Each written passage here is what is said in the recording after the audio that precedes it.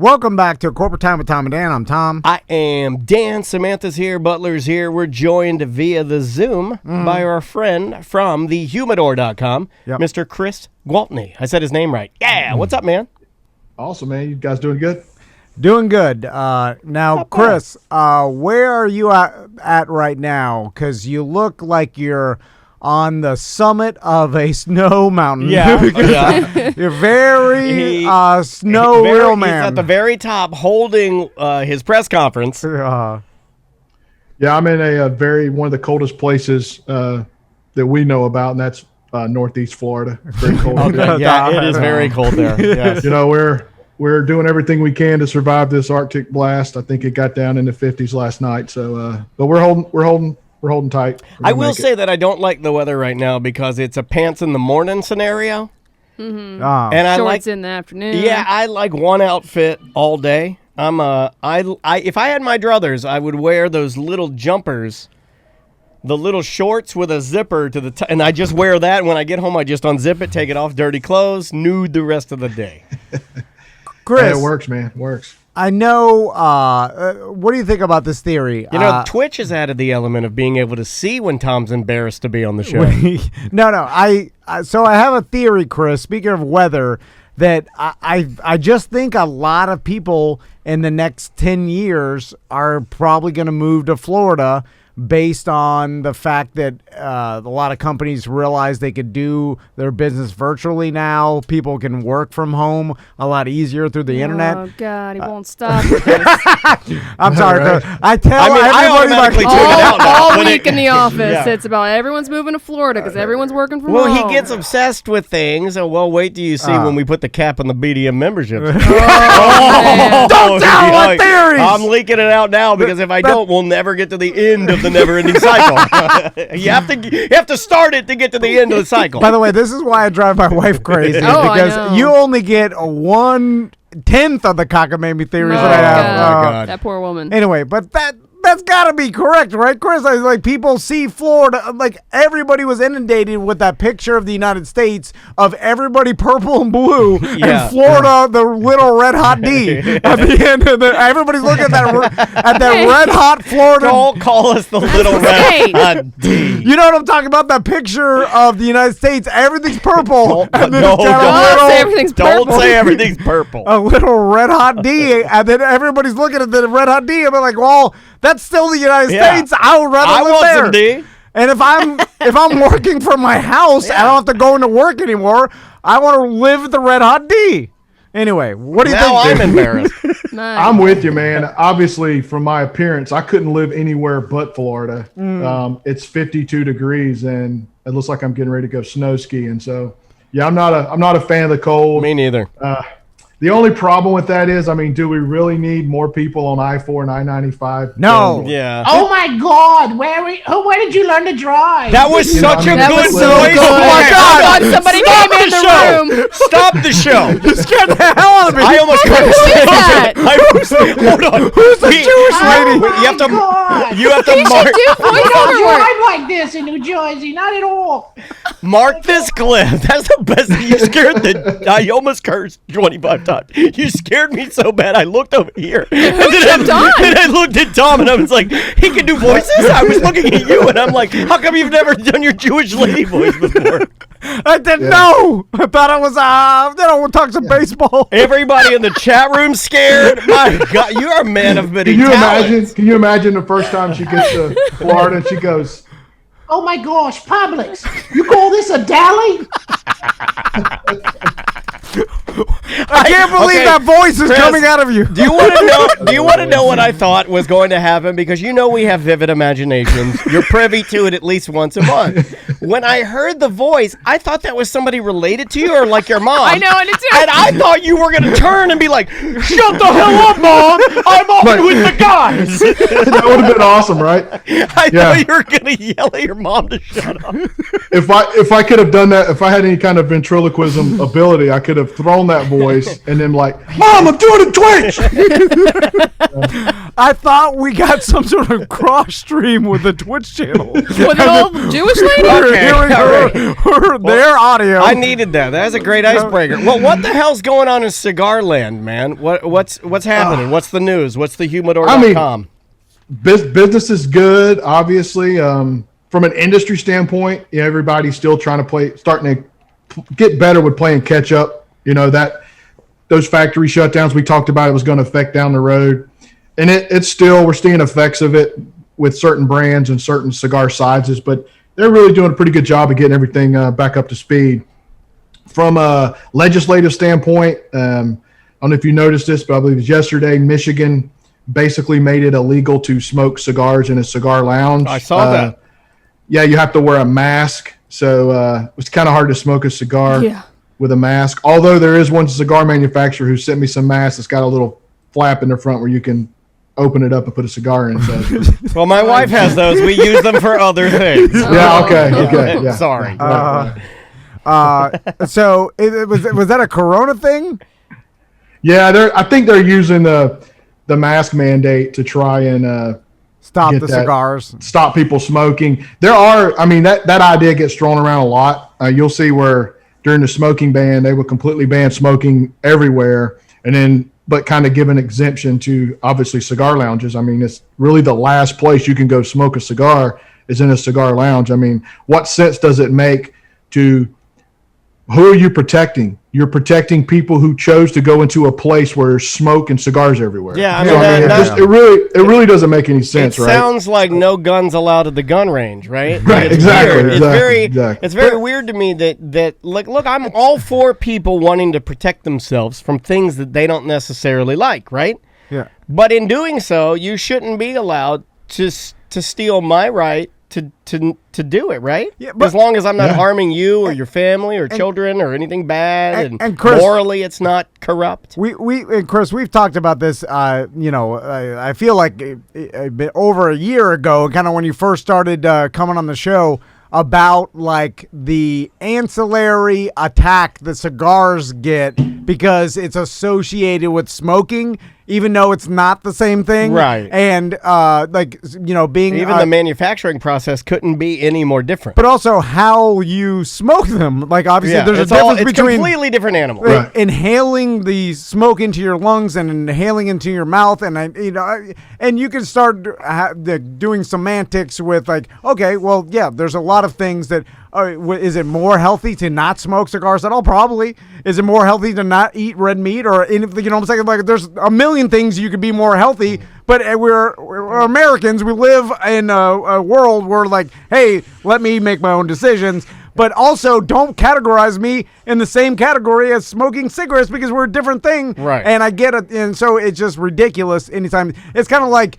when, they wanted kids to stop smoking. So they're like, well, we can't have this cartoon wolf offering kids cigarettes on a commercial and cartoons on a Sunday morning. Right. But then we went too far, and then it's like, we can't have mango vape because 8-year-olds are like, I like mango, I'm going to vape. This is like so ridiculous. It's the only vape Maisie likes is the mango vape. But it just She goes don't too even like far. the spearmint. And then you get like them using like the coronavirus as some sort of way to try to get people to stop smoking cigars, and it's like ridiculous. So if you owned a lounge in Michigan, what do you do? I don't know what you would do. Obviously you would pretty much be just like kind of have to fall in the same category that restaurants and bars did during COVID, and right.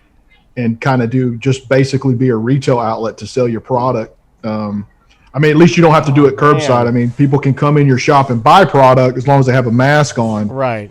But it doesn't make any sense. My point is, if you can go into a restaurant and when you're sitting at the table, take your mask off to eat, because kind of you have to do that, right? Sure. Or you're at a bar. I don't do that, drinking. but if you guys wanted, I personally do not do that. I smush my Yeah. sandwich through the tiny hole. No, sir. I push it through, and then I gently pull the mask. It's almost like when my wife takes her bra off under her shirt. Mm-hmm. Oh, Do the yeah. arm sleeve. I push the hamburger in, and I pull the mask at the same time. Oh. And then by the time the hamburger's in, the mask has come around 360. I put it right back on. I hold the burger like Indiana Jones with a bag of sand, and I make the switch with the mask. The fast switch. Anyway. I hold the burger like a bleeding and beating heart Oh, really? in front of my wife. And then she shoots me with a gun. It's set on fire. Anyway. Sorry, Chris. No, man. So, Wasting this man's time. Welcome back to We're Wasting This Man's Time. It's good, man. I know. Hey, I'm smoking a cigar. That's true. Yeah. He's happy. We've talked about like cigars that are good for winter time. We're moving into the spring. Obviously, it's the kids' spring break here next week. It's time for the little short cigars, not the long pant cigars. Are there any flavors that are like spring, Springtime. that cigar lovers like? You sound like my the girl that handles that does social media for us. She's always sending me lists. Hey, can I get a list of these cigars? Springtime cigars. I'm like, You sound like a Easter teen cigar. girl that does social media. I like Easter cigars. I love her, man. She does a great job. But some of the, I have to get very creative sometimes creating some of these lists for her. It gets quite entertaining. But no, I would say if you're looking at it from pretty much any cigar is good any time of year, right? But there are certain cigars that are going to fit certain activities a little bit better. We've talked about the big cigars are good for like on the golf course and doing outdoor activities because it's big. It can, you can set it down, you can knock it around. You're not having to constantly relight it. Just so you know, I confused Tom by when you said big cigars. I made the motion that I'm only assuming Bill Clinton would have made. And Tom looked at me like you were like terrified. You're pointing. I was like, what happened? Don't point at me. Sorry. Oh yeah. Yeah, but I would say if you're looking at like flavor cigars, things you're looking for in a flavor standpoint in the spring, what happens in the springtime, flowers, floral. So if you're into infused cigars, there's, stuff like ambrosia, the acid cigars, things that are infused with botanicals, I guess, would scream spring from a flavor standpoint. But really, it's what you like to smoke, right? And for most people that don't live in Florida, which is a good reason to move to Florida,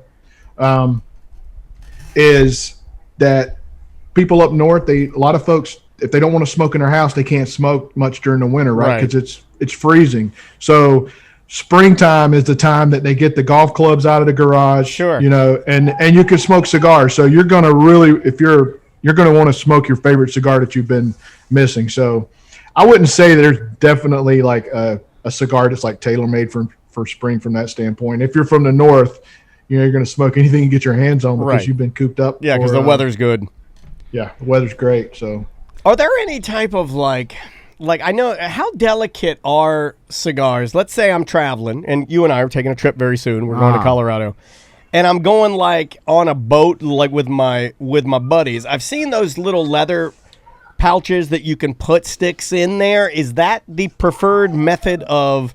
Or do you go tube? Yeah, what would you recommend? Like for the cigarman in my life or friend, if I'm gonna get them something for spring, since they are gonna be able to imbibe. Carry on the golf course. Yeah, what would you suggest, Chris? Yeah, that's good for like daily carry. If you don't want the cigar to be exposed to the elements, it's not really long-term storage because it's not going to retain any kind of moisture. I mean, you could put a really small Bovita pack or something in there, but you're only talking a couple of cigars. It may over humidify them. Tom just got confused because he didn't know if you were talking about Bovada or Belvita breakfast snack. Velveeta, Velveeta. That would or Velveeta the cheese. Yeah. So most of those they're really for just like a daily kind of throw a couple fresh cigars in it, so they don't get broken.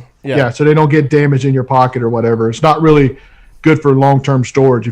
I thought you were going to ask what you should travel with, and if you're traveling with cigars, and I would suggest there's a couple of companies that make travel humidors, but if you're air traveling, I would suggest if you don't want to buy one of those, like Pelican is a company that makes cases. You want to get a plastic case that you can seal that has a little pressurization valve on it where you can decompressed so you can actually get the lid open. You have to think about that when you air travel because of where the cigars are going to be. Sure. So, So make sure you get a travel case that has that little valve. A Pelican case. Remember when you threw out the Pelican's just one brand, but they make all kinds of. I have never forgotten this. Tom took a Pelican case from the studio that I wanted to put equipment in, and I thought he threw it out. Now he's telling me he sold it. He's a modern day, just all around. I thought it was trash. And why'd you sell it if it was trash? Well, I looked it up, and it was worth money. You are nothing more. So then you knew it wasn't trash. You are nothing more than a 2-bit huckster, sir. You are a con artist. I like to travel with my cigars behind my ear like a grit from the 90s. I guess I'm familiar with it. That's what I used to call cigarettes in 98. Sorry. Chris, let's talk sports real quick. All right, let's do it.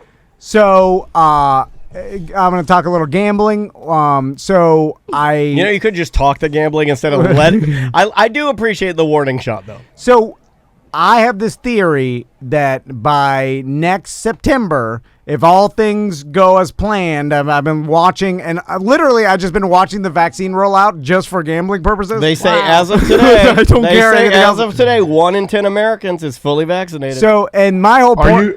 Are you gambling on the vaccine rollout? Yeah, he's gambling. He's a bad person. Yeah, he's gambling. He gambles on anything. No, well, because he's gambling on how long your segment is. How this will this is my theory, Chris. So my theory is if the rollout is correct and everything's on schedule, by September of this year, when football comes back, we may see full stadiums again. We're open, baby? We're open, baby. It depends on how many people have the vaccine, obviously, but I think it's going to come roaring back, and people are going to be rabid to get back into stadiums and watch their favorite team, especially all the diehards and people that may have the way you describe it, I hope it is just a stadium where people are just like just like for losing their minds. Well, I think it's gonna be so. We went from nothing to overexcited, right? Now it's like the popularity of Psy when Gangnam Style came out.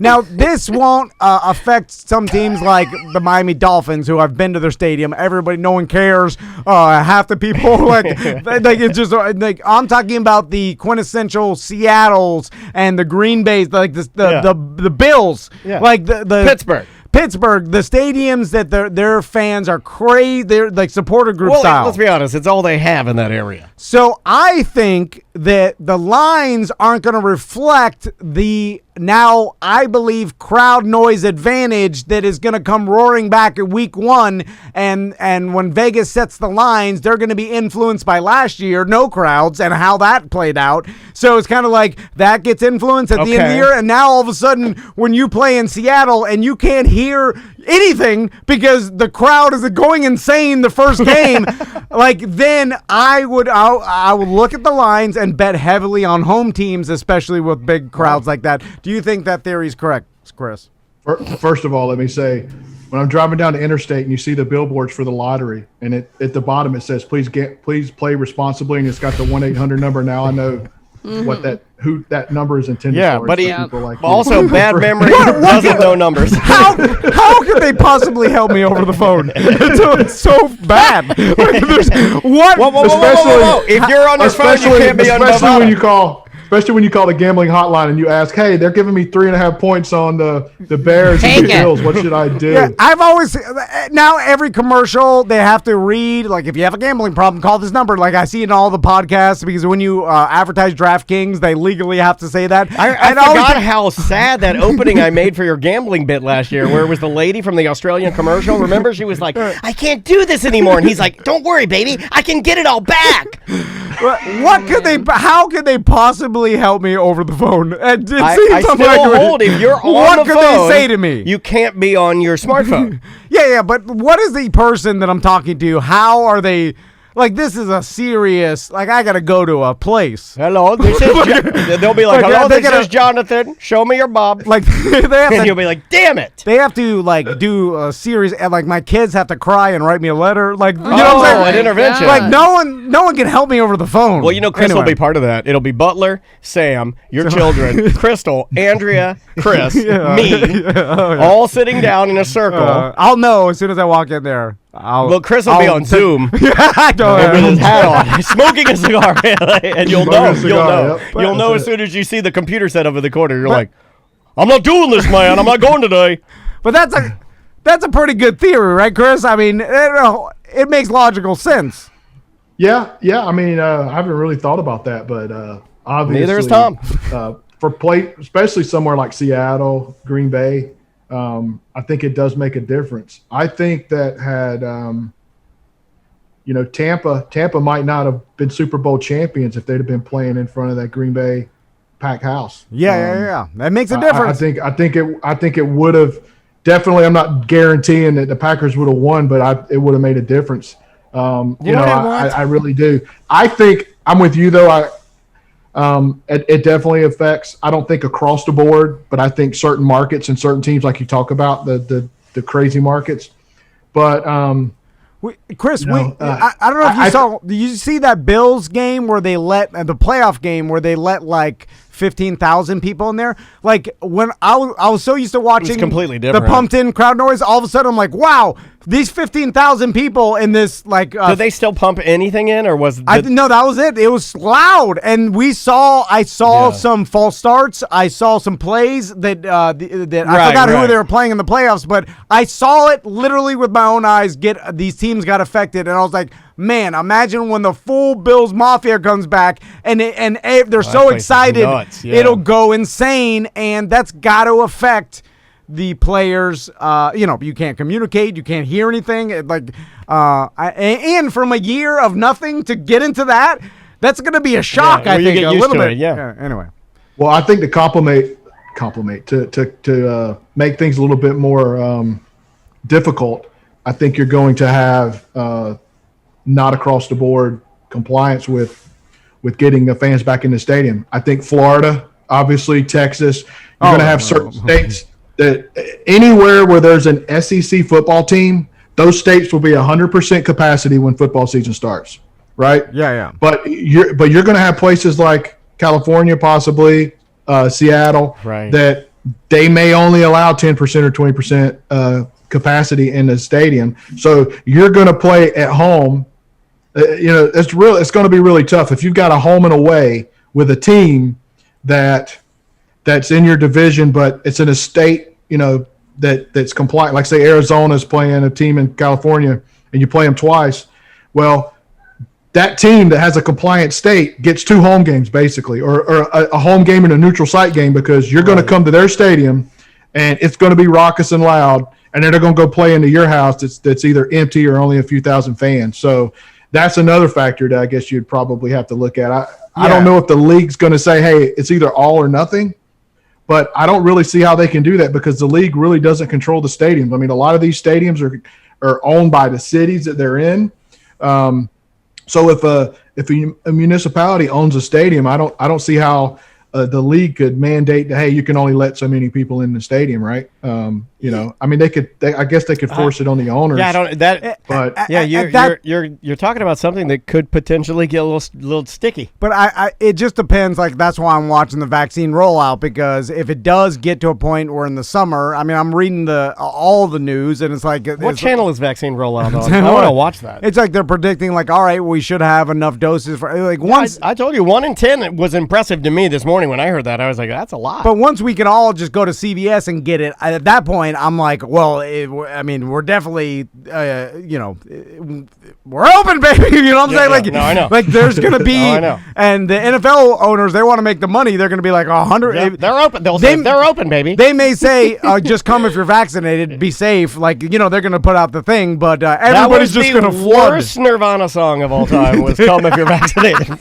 You know what I'm saying? Like, terrible song. They'll say whatever they need to say, but I just think, and again, I don't care There's about a any. lot of say what you need to say, and we'll just do it, right? We're getting a lot of that. I'm just looking at the gambling implications. All I this know. is just gambling. I'm not the politics and all We're that not stuff doing aside. politics. We're just trying to be rich. I just want to see if the stadium's full. I'm betting on the home team. Anyway, The chat sorry, room Chris. is requested that we use our very expensive texting service to send them a giant caps lock text that says "We're open, baby." So that's on the table this week. Okay. That's on the table this week. That one, again, I don't know, but I don't know about that. It's like gets a little Yeah, political. yeah, and yeah. people, Yeah, but just say for gambling purposes. Yeah, but I would put an asterisk. All right, Chris. Thanks for joining us today. Again, thehumidor.com. Use promo code Tom and Dan. You'll get a percentage off your order, and then that'll help the relationship. Indeed. Take care of yourself, man, and thanks for the time. All right, man. Thanks, guys. Yep. See you, ya. Chris. That is Chris Gwaltney live from where's he at? His house? The Great White North. Great White North? He goes around, and obviously He brings there's his tons own. of The guy's a ABC. pro. He has a camera. He's a Yeah, laptop, yeah. cigar, Backdrop. ashtray, backdrop. Has a consistent look. Yeah, I yeah. like that. Yeah. I like that. Well, it's ABC. Obviously, ABC owns the Humidor. Oh, I didn't know that. I'm kidding. I did know that. They got enough money to do it right. That's Yeah. why I like doing it right. You know what? This doing it right thing's gonna catch on. I'm kind of with you. For my whole life, I doing a janky because I was just like, But we're switching because you do things right now, and I do some like breakfast in my household is janky. Breakfast in your household.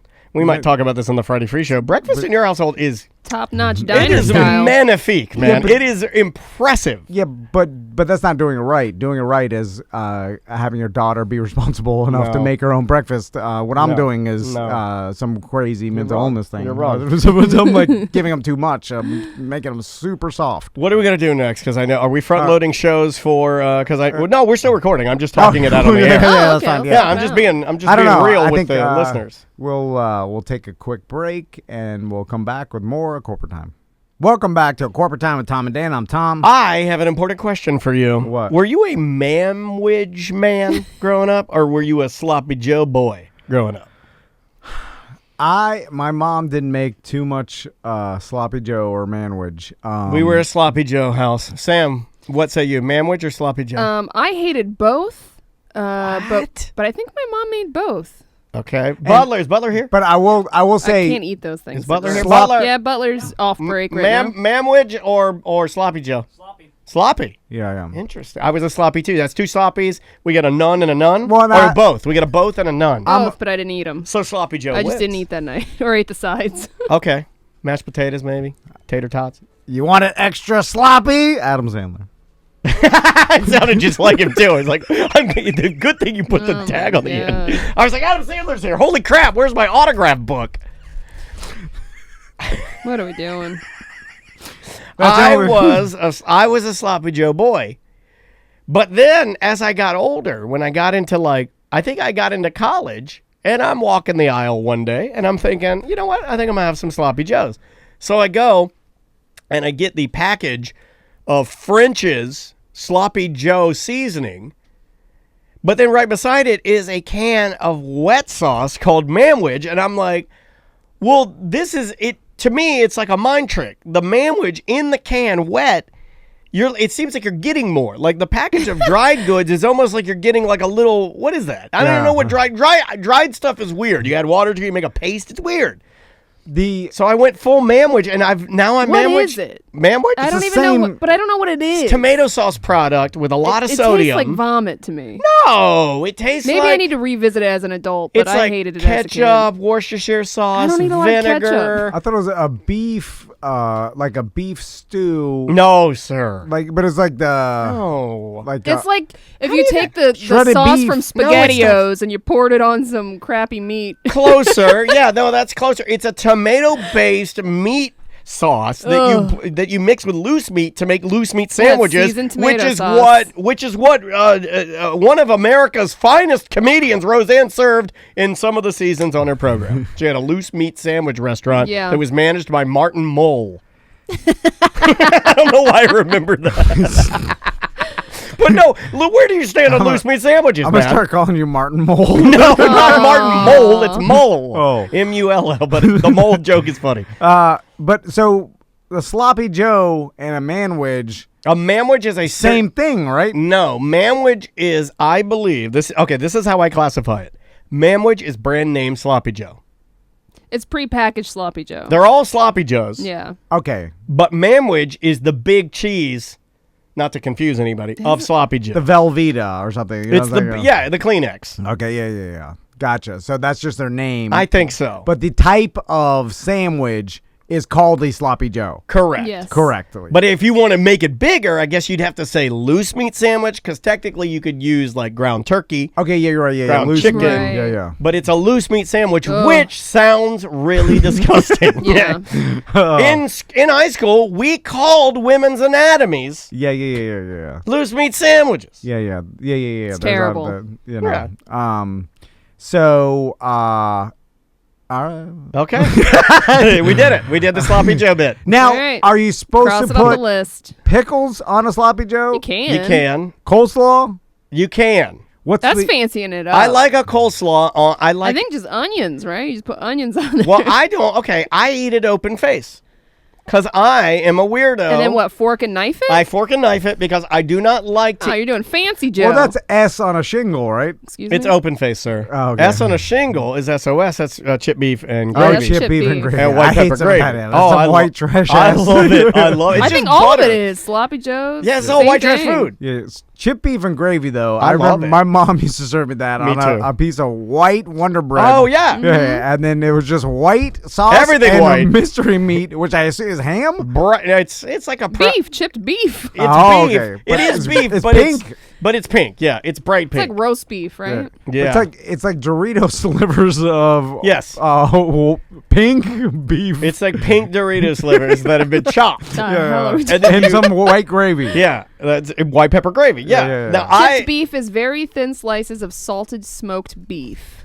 I like open face sloppy joes because I cannot pick up a loose meat sandwich, double bun it because there's nothing in the center. Too sloppy. So I'm holding two pieces of bread. You see what I'm saying? Yeah. With just like water in the center of it. I need like a hamburger patty, some lettuce, and I need some. Well, it falls out the back Thank on you. the plate, but then you Well, eat it's that sloppy, with sloppy Joe. Yeah, with I that fork. want like a neat Joe. Yeah, you don't like things sloppy. I don't like sloppy.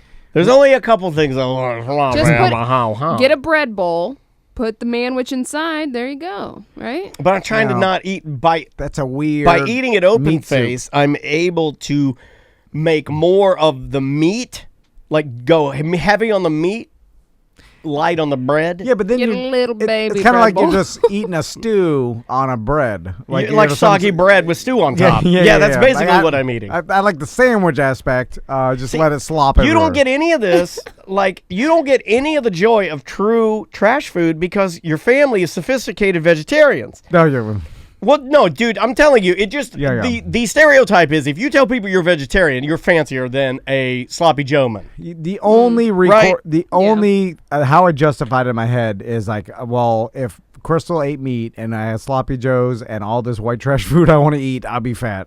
So at I want least Fat Tom back. at least No, you don't. Well, he's more fun. Yeah, it I get was. home, I open the fridge, there's nothing in there. He's sad. Crystal's like, I'm making some quinoa and some vegetable stew or whatever the hell. grains with cucumber steaks. It, you know, just make, Blow my head off. something, and then I'm like, all right, I got some grilled chicken in there. I'll just eat that. I'm just miserable. But I'm like, this is how It you is. stay thin. It's healthier, yeah. If I eat chip beef and gravy every night, this will Oh, probably yeah. be fatter. But I'd be happy. I don't know what the thing is. Fat and happy. Yeah, No, that seems like I it. think I'm kind of with you. I think it'd be better. Like, I've had to disassociate myself from food a little bit because during the pandemic and then after Mom passed, like, you can get yourself to a point where you're like, I don't care. I'll just eat Yeah. whatever I want all the time. But then, like when I go to Hollow Box and I eat some delicious Big pork shank. The pork shank Man, at- pork And it's shank. huge. Pork shank is where it's at. It's like a caveman Oh, bone. it's so we good. got dessert. We also got I saw the cake, and then your wife got horny because she took a picture of your forearms. potato All right. potato pancakes. did. Like when you have that meal, you're like, oh my God, this is enjoyable. Yeah, it's great. Like, What is this, sir? That's food. Yeah, like- Write that down. I'm having beer, and I'm like, this is where it's at. That's what happened to Fun Tom. I'm living this miserable You can see it. chicken. I'm like, oh, God, every lunch. Remember how happy he was the day after he came back from Holler Box? It did. You just need one good I'm meal walking a on week. sunshine. Yeah. I'm not joking. It changed my behavior. Like it Yeah. changed my You've been mentality. hangry for 2 years. Yeah, you were dancing in here, moonwalking. I got to remember to do that more because who cares? You could have a 2,000 calorie dinner every once in a while, Yeah, but as long as you're not it's doing got it to be every every day. once in a while. Total quintessential. The problem- He opened the door. He looked at me. He's like, "Yo, Daniel, what's up, fish? Good morning. Hey, bathroom. How are you? Making myself a coffee." I'm like everybody. I want that every night. Then, like, you know what I'm saying? Because then it just goes too far, and I'm eating 2,000 calorie dinners every single night, and that's the problem. Okay, I found what I'm going to do. I'm going to hollow out a big loaf of Hawaiian bread and fill it with sloppy joe. That's what somebody said in the chat room. I'm like, that sounds pretty awesome. Every lunch, you come in with a giant Like a loaf. of Like Hawaiian 6 pounds. Heavy. and a gallon of sloppy joe. And I pour it in there. And we only eat a little bit Like a half. off the top. Then you punt it in the trash. It's Just leave it on my desk. still steaming. What is that? Oh, is that my phone? All right, you got trap music as your No, it's not ringtone? mine. No, it's not mine. It's Daniel's. Is it me? All right. I don't even know how to change my ringtone. It's not me. It's something. Well, It's my watch. My watch started playing Pop Smoke. Did you say smoked meat? Pop some smoked meat? What did you say? I think I did say Pop Some Smoked Meat. It started playing the artist Pop Smoke. Interesting. R.I.P. Pop Smoke. Bye-bye. Oh, bye. It is a corporate time with Tom and Dan. I'm Dan. I'm Tom. Samantha's here. Butler's here. And we're going to start our Weird Job Wednesday momentarily. But normally we have some housekeeping and things that we need to do. I'll remind you of one thing. I'll say go to our YouTube channel and subscribe. Subscribe. There's a little alert button you can hit. And every time we put up a brand new video, which is basically every Monday through Friday, you get a 2-hour HD fully edited version of the show that we recorded that day. And I'd love for you to subscribe. Yep, and also sign up to become a BDM. That helps the show. And with the BDM membership, you get access to the BDM only Facebook page and the plethora of subgroups that we have, BDM subgroups. There's a group for everybody, and all that is comes with being a BDM, and also the parties. And speaking of parties, we got this Land Cruise. BDM's got first dibs on tickets, so that's another perk. Yep. And TomandDanLandCruise.com. There's only like 16 pods left. Yes, it will sell out. Just call Mo.com. I appreciate the Mo DeWitt and the DeWitt Law Firm and ABC Fine Wine and Spirits and Sports Subaru. Let's hit it.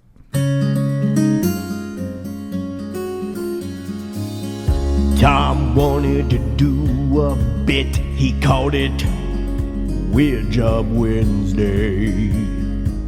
Dan really likes it. Tom says that's bullshit. It's another Weird Job Wednesday. What are you doing? What is your job? Are you neat? Are you tidy? Or are you a fat slob? Do you make lots of money and you sit up in your tower looking down on all the people who are working by the hour? It's a Weird Job Wednesday. Just another Weird Job Wednesday. Oh yes, it's Weird Job Wednesday. Just another Weird Job Wednesday. Thank you, Tom. Thank you. I'm watching that video. I know, it's weird, right? Yeah, it is a little, it's off-putting. I've never watched the video open. You can watch that. Just YouTube, search Tom and Dan Live. Weird Job Wednesday brought to you by Streamline Mortgage Solutions. If you haven't looked into refining your house or taking some equity out to pay off for some credit cards or whatever, just do the best business decision and call up Brian Zymel and his team. They will let you know the interest rates are low, so do the best business for your life and family, and just call them and see. I mean, it may not be for you, but if it is and you're missing out on an opportunity. they'll let you know for sure. Yeah. But we've had hundreds of BDMs use Brian Zymel, and just look at the reviews. Talk to a BDM, they'll tell you. I think our goal is to get thousands, and at this point, seems like we're close. Yeah. So we got Scott on the line. How you doing, Scott? I'm doing good, Tom. All right, Scott. What do Scott's you? on business. Yeah. I can I'm tell. doing fine, Tom. Tom, I'm A fine. little hot. Coming in hot, Tom. So Scott, what do you do for a living? I am an alpine ski instructor. Oh. So, all right. When you say alpine ski instructor, is that some That's sort gay. of? That made you gay. No, I was going to ask the same question, and skiing is very hard. I am not good at it. I'm gonna take a video, Daniel. I'll put it up. No, it's going to be bad. That would be great. No, alpine is just downhill, so there's downhill and cross-country skiing. Two completely different sports, but up here in like the north, if you just say skiing, it could mean either. Gotcha. Cross-country skiing, and we'll get back to you, Scott. Same thing as cross-country running. I think that's what nerds do when they don't know what to do. Yeah, The cross-country team were all nerds that I'm like, they didn't like video games, so they're like, well, I'm just going to run in one direction for a very long time. It's like, for me, it's like going to an ice cream shop and sitting down and eating a doo-doo pie when everybody else is eating ice cream, and follow me here, because you're alpine skiing, which is basically just running with skis on a flat surface. So are you saying that skiing is ice cream and cross-country skiing is doo-doo pie? Well, because you're seeing the skiers go down the mountain with ease and having fun while you trek vertically, or maybe up the mountain, because sometimes they have like these weird skis with some roll skin on the bottom where... I like it when they have the steeplechase where they're carrying a tiny pellet gun. And it's like, but you're doing the hardest work. You're seeing other people have the most fun. Yeah. It seems They're god-awful. skiing down. The girls are like Chelsea Handler's pulling her boobs out and going down skiing downhill. So, Scott... I saw that. Mm-hmm. I saved it. Where are you calling us from? I'm from Vermont. Okay. So you grew up skiing... Vermont's supposed to be gorgeous. I don't know It's anything amazing about up Vermont. It's beautiful. I grew up outside of Philadelphia, and I skied in the place called the Poconos, and they're really just Fancy. big hills. And then we moved up here about 10 years ago to Vermont, and the skiing up here is fantastic, and the winters can be brutal, but you get used to it after a couple of years. Oh, poke and hose in the Poconos. I've always wanted to say that. Check that off my list. Also, this is how dumb I am. Every time I hear Poconos, I realize that it's a place that there's ski mountains and like it's inland and stuff. But I always think of it some sort of Bahamian. No, I mean like Bahamian island. I think Poconos. You see what I'm doing? I'm Yeah. poking nose. See, I keep poking my nose to. So, Scott, you I imagine you grew up skiing at a young age, right?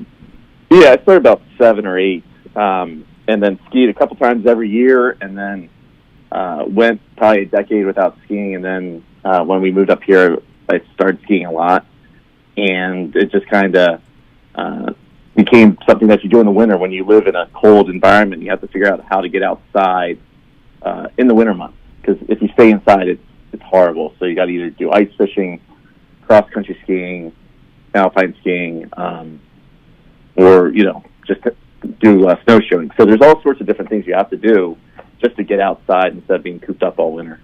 So, Scott, let's talk about, because you're a ski instructor, but there's a spectrum of ski instructors. Well, I want the stereotype ski instructor that is banging the rich ladies. The stone. That's usually the catering to the high end. Yeah, and I'll explain. That's what I want. I want to be the young ski instructor, and then the ladies come for their ski, and then later we're at the chateau. Scott, because I'm Florida white trash, I just assumed like skiing was just a fancy thing to do, and it was all the same fanciness. Because for me, it's like the skiing mountains. I didn't realize the difference between like a lower, like maybe a state-run mountain, and then the super fancy one. Like it just didn't dawn on me that there was that big of a difference. Yeah, I don't understand it. I've never been. But when I started seeing it, because my wife's family did it every year, and they took me finally, and that's how it got me into it.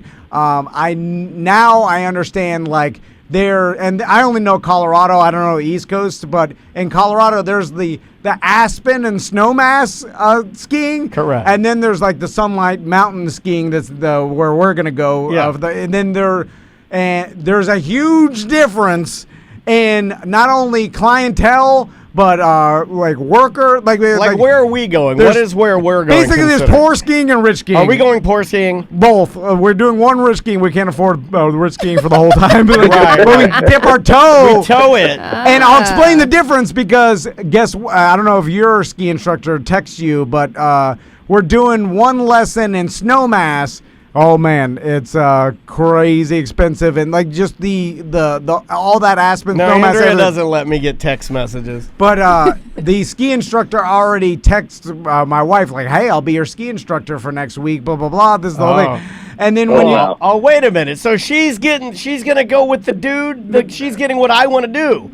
Attractive ski instructor. Your wife's getting the personal. No. She's learning that. She knows the kids. It's for the kids. You have to get a ski instructor. You're gonna be with the baby. Why do I gotta say? I already took my lessons here. I'm not good. Just put me in a pizza and push me down the mountain. So basically, Scott, what I'm saying is there's a difference between the super fancy ski instructors. They get paid, it seems like, and they get big tips, and they have a certain a pedigree to even get to that level. Like you're a ski instructor in Aspen, I imagine you're making a ton of money, and then you're a ski instructor on the state-run hill or mountain that has like the 2-person lift back from the World War II. You know what I'm saying? Like there's that kind of, and then you're getting bottom of the basement. You're doing group of a bunch of redneck kids, and that kind of thing. So which one are you? Yeah, so we're actually the #1 East Coast family ski resort. So we are kind of at the other end. I don't know if we have redneck kids coming up. But yes. it's not the Vale of the East over here. Okay. So with that, it was to my understanding from talking to the stoner ski instructors at the state-run Sunlight Mountain, the smaller one, that they really kind of work off tips and free skiing. So basically their perk is they get to ski for free at the mountain, and then they'll get tips and for weed, and then that's their lifestyles, All right. And then the Aspen ski instructors, they're getting good salaries and things like that, and they stay there forever. So is that how it works with you? Yeah, I'm not sure how they're doing their job while being stoned, to be honest with you. There's so much that goes into doing group lessons and even individual lessons and just being on the mountain that I don't know how they can be stoned and skiing at the same time. But yeah, in terms of pay, it's you make pretty little per hour, and then you hope that you start getting group or get private lessons and tips. You're thinking of stoned like you're Cheech and Chong, like you can barely operate, but like there's people that do. They like, need it just to operate. Yeah. Yeah, it's like how is this guy putting this Ferris wheel together on 12 Bud Lights? And you're like, that's what makes him normal. Yeah, you know what I'm saying? Yeah. Like if he doesn't have 12 Bud Lights, he's going to start to die. Mm-hmm. Like that just gets him so he operating normal. Yeah, to you it's impairing. To some these people are just high all the time, where now it's just normal. Anyway, so let's talk about what are the difficulties of ski instructor. I imagine it's all clientele based. Like if you have a bad client, then it's gotta bad. Be hard, yeah. But if you have a positive client, and COVID now too, having to do it with yeah, because the ski resort shut down for a while. How'd that work out? Yeah, COVID's made it really tough up here, to be honest with you. Being in Vermont, we actually require a quarantine of 2 weeks for out-of-state visitors, unless you've been vaccinated. So that's really, brought our numbers down at the resorts, and it's been difficult from that aspect. Also, I do a lot of, I mainly teach adaptive skiing, so we work with people that have physical and intellectual disabilities, and so typically we would ride with the student going up the chairlift. We have double chairs, those old World War II chairs that you're talking about. Yeah. That's kind of the magic of the mountain that I work at, because it gives you a rest while you're going up. But it's difficult this year because you can't actually ride a chairlift with a student. You can't ride a chairlift with anyone that's not in your household, essentially. So it's really made things difficult, and it's made, in terms of adaptive skiing, we've only had, a small percentage of our students come back this year because of that requirement. Right. I mean, it's already got to be difficult or challenging, rather, for them to ski, let alone when you put a virus in their way and then make things socially distant, because I'm sure you being near the person with the disability and being able to, guide them and be right beside them is extremely important. Yeah, even with I'd say, I see a lot with, kids with autism, and even if they're nonverbal kids that you wouldn't think that could function in, everyday life, you get them on the mountain and they can absolutely shred. Yeah, it's like scuba to the diving point too. Where you have to get in front of them. They go so fast, they don't have any fear that you have to kind of block them from going too fast and hitting other people. Yeah, no, I was talking to somebody at the place where your boys and me and Andrea and Maisie are taking our indoor ski lessons, and they were saying the same thing about some autistic children that get in there, and their level and the way that their mind focuses in on things is actually very complementary to the process of skiing. Yeah, they pick it up really quickly, and it actually calms them behavioral. It takes their behavior and kind of focuses it and calms them down, which is cool. Yeah, that is cool. Makes sense. So Scott. Yeah. I imagine this job is sought after because there's it's like if you enjoy skiing and your passion is skiing. It's pretty rare, I would say. And then you're like, oh, how can I ski all day? Also get the perk of probably getting a free lift pass at the mountain so I can ski on the weekends or my off time whenever I want. I always ask, do I know one? Do you know a ski instructor other than Scott? I don't. No, just it's a pretty rare, weird job. Also, and Scott, tell me, so answer that question, and all the ski instructors I've ever talked to out in Colorado, they all travel around and are kind of like nomads where they just jump from ski mountain to ski mountain, and they live at certain places for a half season, or they're always constantly moving. Are you like that? No. So you've asked me a ton of questions here, Tom. So let me try to go through them for you. You know what? I don't like the way you're talking to my friend. You can't handle 15 questions at once. I mean, I don't know. My God. I didn't. It's not the Scott I thought I was talking Scott. to. Yeah. I realize you're a ski instructor. This must be the wrong Scott. Yeah. I'll slow it down if you need me to. So, here in Vermont, for the most part, people stick where they are. You'll have college kids or some people that kind of come in and go as they please, depending on the season. Colorado's a different beast. They actually have dormitories for you to stay at as an instructor or as an employee. I've had friends do that, working at other mountains. They go out there, they get this, they have their own dormitory essentially, so they don't have to worry about lodging. So it's a lot easier to do that. Back here, most people kind of work at that mountain. Once they get on, if they've been there for a couple of years, they'll stay for a long time. We've had one ski instructor been there for 27 years, and he's like in his mid-50s, and the guy can absolutely crush on the mountain. But he's awesome with the kids, so it's a pretty good fit. Huh. So Scott, have you ever had? Because this is a weird phenomenon that I'm fascinated with. Is big chunguses that are super overconfident in what they think they can do. Because big fat Tom fans. The original chungus, who was an intern for ours, he was at this mascot thing as an obstacle course, and there was like a 15-foot wall with a rope. And I'm like, you'll never make it up there. And then he looked me in the eyes. He's like, yes, I will. Of course I will. And he was so confident. Yeah, he knew he could do it. It actually shook me to my core because, am I insane? Am I you reality? Actually doubted your own. You're like, well, maybe he can. Because I was like, oh my God, this guy. Yeah. And then, of course, he couldn't. He couldn't even get on his tippy toes. But for a split second, you're like, you idiot. He's always born to do this. He was that confident. And then I was like, how did you not know that your own ability.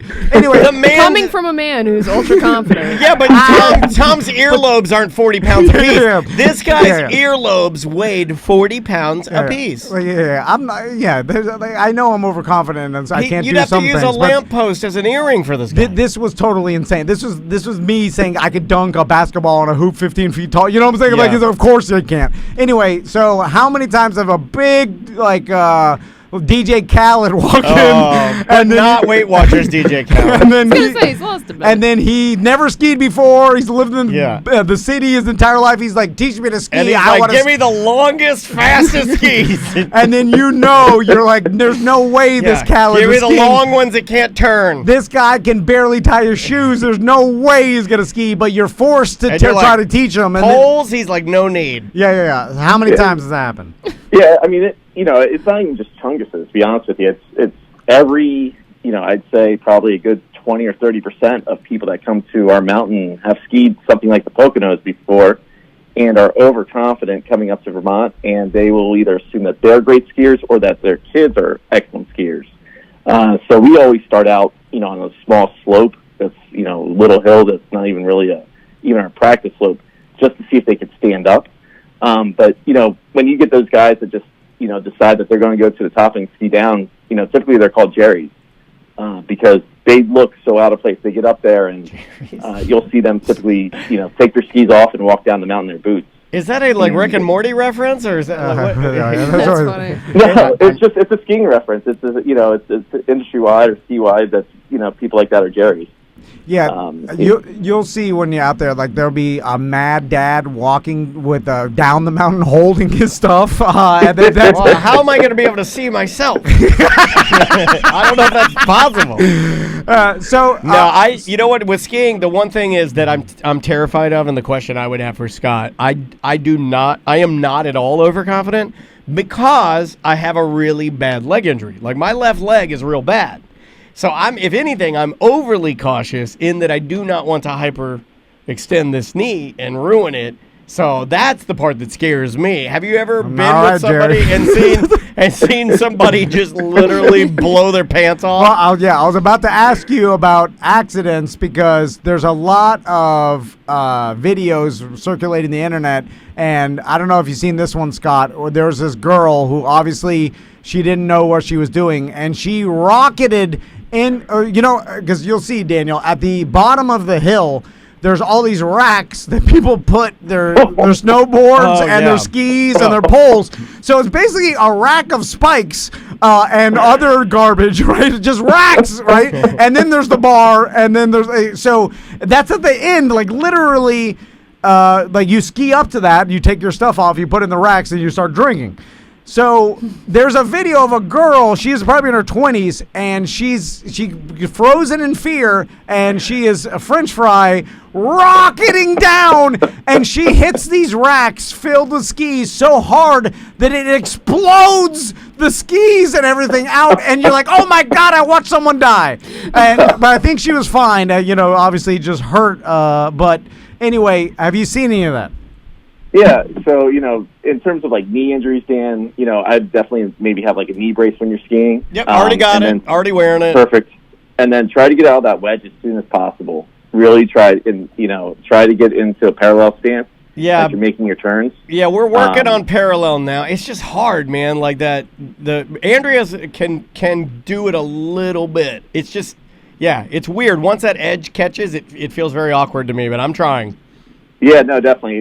Easy way to remember is, as you do that wedge halfway through the turn, straighten out that top ski, and that will get you there. And, little toe to the snow is kind of the easy way to remember how to do it. All right. In terms of, crazy accidents, it happens all the time. I came upon a crash where someone broke in their tibia. And it was pretty rough. A skier, another skier came out of the glades, and which are the woods, if you will, and wasn't paying attention to who was on the trail, who had the right of way, and she just ran right into this person.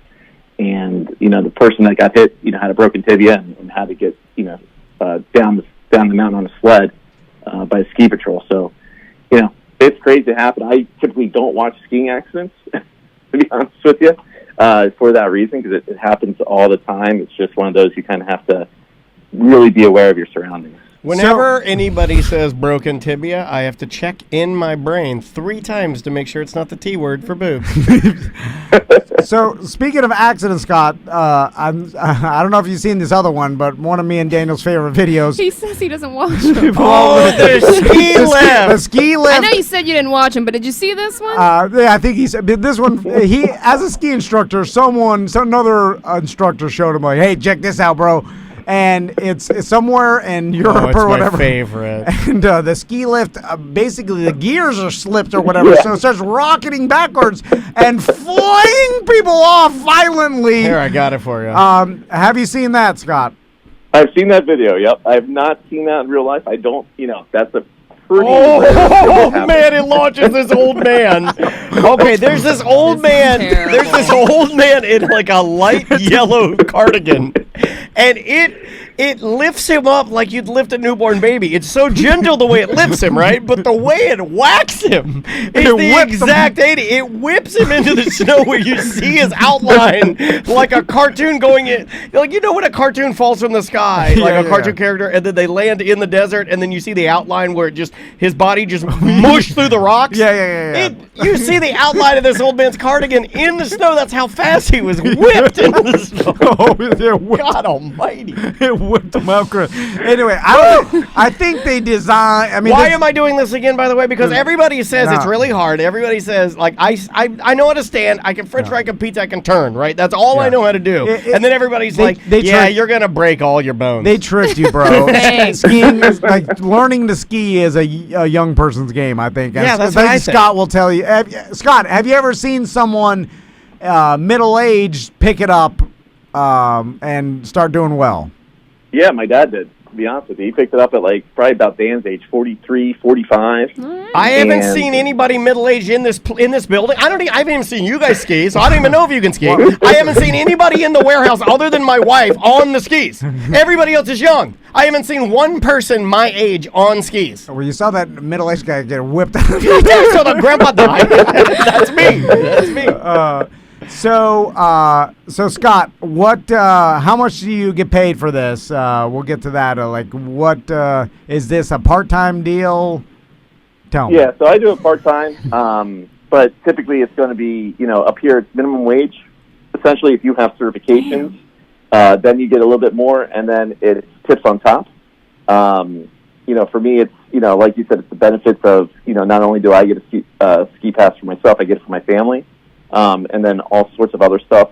You talked about, big resorts and why people do it for ski passes. Places like Aspen and Vail and, their companies, they're getting rid of that perk.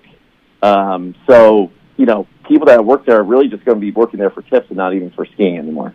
Really? Why is that? Because insane. there's just money, big corporation?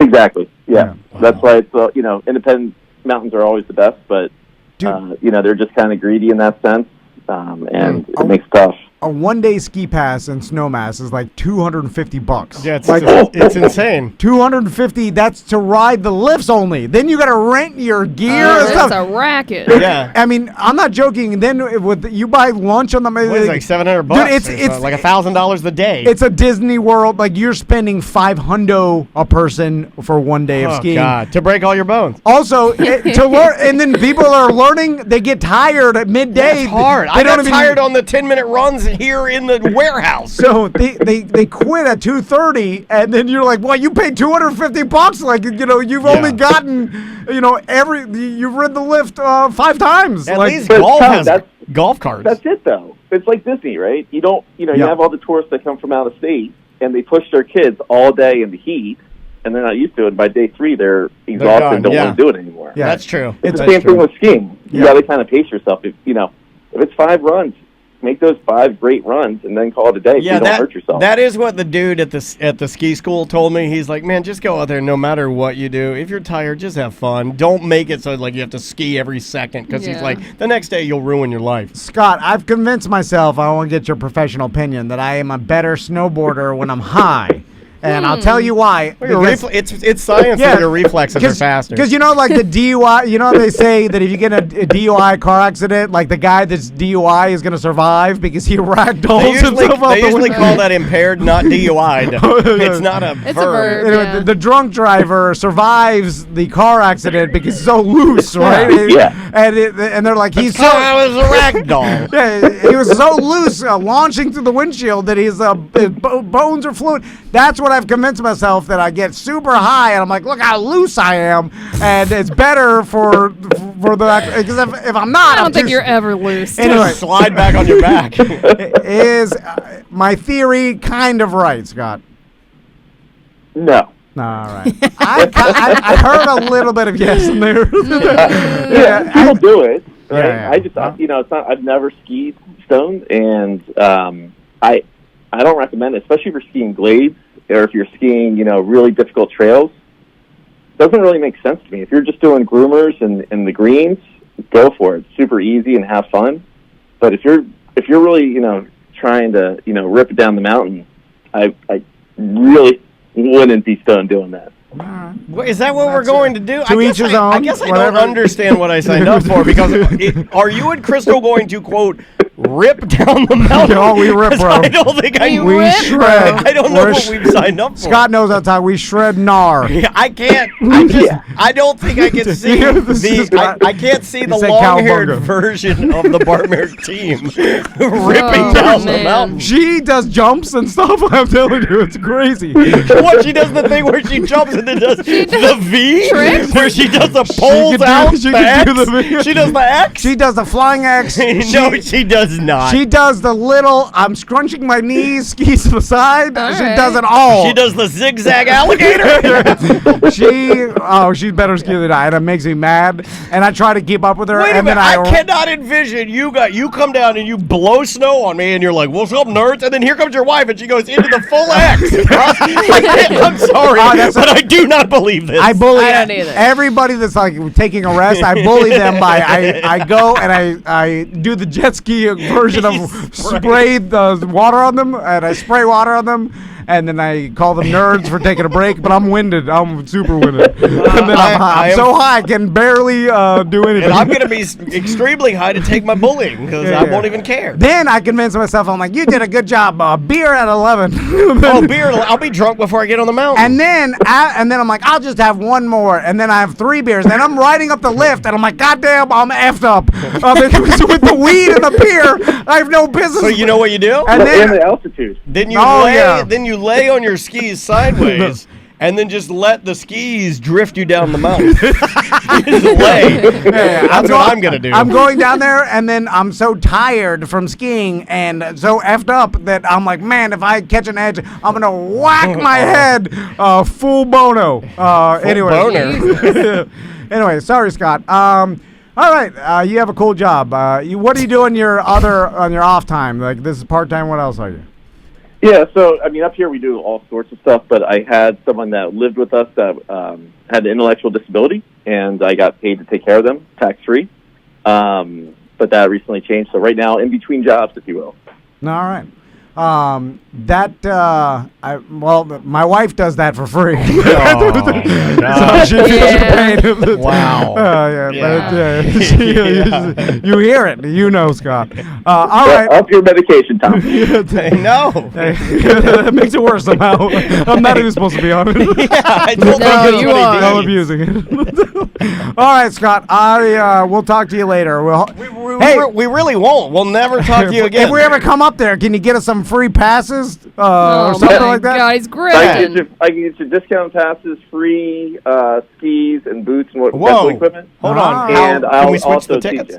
you. We switch the tickets. It's free skiing Yeah, I can there. get 50% off tickets for Can you. we stay Yeah, with but- you and your disabled buddy? Well, he's not with us anymore, but yeah, you can stay on my property. I have 2.5 acres. Listen, He's got 2.5 acres. East Coast skiing. West Coast. Where's that? wow. That's what I heard. So you ask for a grift and then you insult him. Yeah. That's what I do. Tom goes, may we have free skis? And this guy's like, yeah. He just He's wanted like, him to "Your say yeah. skis So suck." yeah, you're a terrible person. That's what bullies do. They give you your saber, they slap it on your hand. Hey, is this this bottle of Sprite? Is it free? It is. Pepsi poured on the ground. Didn't want it anyway. I'm doing the bully. Anyway, all right, Scott. We'll talk to you later. We'll never talk to you again, Scott. I'm not. Quit lying to him. We'll never talk to you on the phone We ever will. again. This is your only chance. I'll ask him for free passes like 2 years from now. Anyway. Text Tom your number so we can get the free passes. I approve. man. Bye. Now, what if I signed up for it? You didn't tell me that you and your wife are Olympic skiers. I had no No, idea that your wife could do the swirlies and the zigzag alligator. She may have done on her younger days. I don't know if she does that now. I need to see the X. She knows that. She's been skiing all her life. Skiing's hard. Like she It's goes so back. hard. She'll do all the like black diamond runs. Like she. Oh my God. She wants to do the runs that I'm like, oh God, like there's blue. I want to do green. Like just chill. Yeah. Go down. You know. What's the? It goes green, blue, and then black, then like double black. Double black. But you never. That's too like the only. No one does that. Oh my God. I just give me the I want a field with a small hill. Yeah, they got that. Yeah. Yeah, just go down that a couple times. Go up, go down, go up, go Drink down, a beer. have a beer. That's all I want to do. I'm not here That's to good. Yeah. learn, because I realized early on that I was not going to be good at skiing at all, because they're like, sir, this isn't water skiing. You need to lean forward. And I'm like, oh, I don't. Yeah. I don't lean forward. It's counterintuitive. I to don't everything. think you understand what Floridians do. We don't lean forward. Yeah. We lean back. I was the same over. How am I supposed to smoke a cigarette leaning forward? I told everybody, I was like, I know how to wakeboard. I could do all that. Like it's nothing so different. It's nothing like that. And I spent the first entire trip when I was younger, And it the hurts. worst. Like, Oh yeah. my hips, and I was watching my wife's really good at it. Maisie's really good at it. Most of the women I saw in there were really good at it. Any of the men that I saw taking lessons with me were stiffos. Like all men, Yeah. like it seemed like there were guys in there that would shred. Don't get me wrong, especially the snowboard guys I would watch do it. They do like crazy stuff. And then there was this one guy skiing backwards. That was crazy. He's just skiing backwards and doing whatever he wants. He's like dancing. Yeah. That's annoying. But the one guy I did see was like the problem we all seem to have is like our hips are not flexible enough to pivot in. Yeah. Like I'm not good. I got to do some Pilates. It's all hip the flexing is bad. you're trying to learn something that you have no base doing, and that's the thing. If like you don't have a base of it, then all of it's foreign to you, and you got to learn from scratch, which is the hard to do when you're older. Oh, yeah. That's why the kids like Maisie, It's fun watching the kids do it. Like Tommy and Max May, you look at them and they're just doing it. they'll have that base forever. You know what I'm saying? They also don't overthink it, which is the number one thing the guy at the ski school said. He's like, for whatever reason, adults, when they get in there, they start worrying about if they're good at it or bad at whatever, and it just ruins the entire experience. Whereas kids go into it with just like, it's almost like they go into it with a nothing, like a blank mind. You won't have fun. I know that.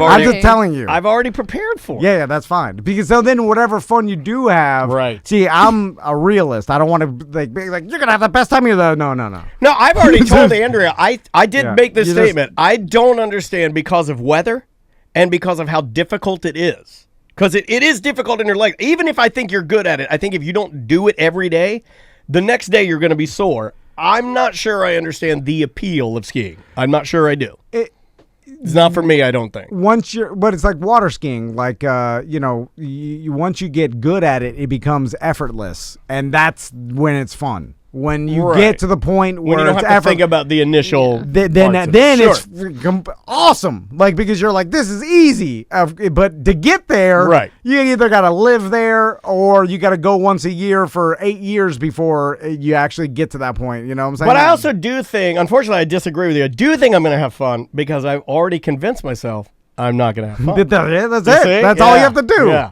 That's all you have to do. I haven't even I actually told Andrea to say if you guys are skiing, if we're all, because I think we only have one date where we're all together. I don't know. I haven't even looked at the itinerary. I don't know. But whatever it is, if you guys are doing it and I'm holding everybody back, I said to her, just tell everybody to go on without me and let me die in the snow. I've already made that declaration. Because I'll have more fun dying alone than I ever would, like knowing that you guys are watching me freeze to death and die. Here's the problem, though. I've been through this. When the person is learning how to ski, we did this with Pudge, too. One year before kids, our friends used to go out with us out there. And I remember Pudge, he tried snowboarding Like he'd never done it before, and he was a stereotypical, I've done wakeboarding, I could do this. And he was falling so violently. and not only Poor Pudge. not only violently falling, but then every single time he fell, it would blow his gear off, which he'd have to crawl back up the mountain to get a glove or like whatever, the goggles had blown off. And like the first like 10 times we'd laugh, and then it became like horrible. Where I was watching him, I was like, please don't fall. Please. And then he was like, yeah! And then fall so hard that I was like, my God, this like it rattled his bones.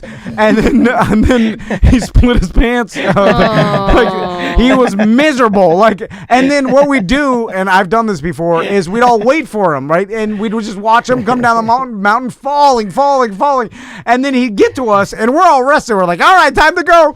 And then he'd be breathing heavy like he ran a mile, like miserable tears in his eyes, like his rage eyes, like screaming. He hates this. And then it's like, all you don't want is your friends waiting for you and saying, all right, you're ready to go. Like, you just want to do How this. long are the runs? That's another thing that no one's even told me what to expect, what to do. Like, I really am going They're into all this. I different. could not be you right now if Why? I had no idea what the hell I was doing next week on vacation. I mean, I know how to ski. Like, I've done the thing. I know how to do my pizza and french fries. It's not bad. I know how to turn. They take They're it. gonna leave you in their snow dust. No, That's fine. I don't care.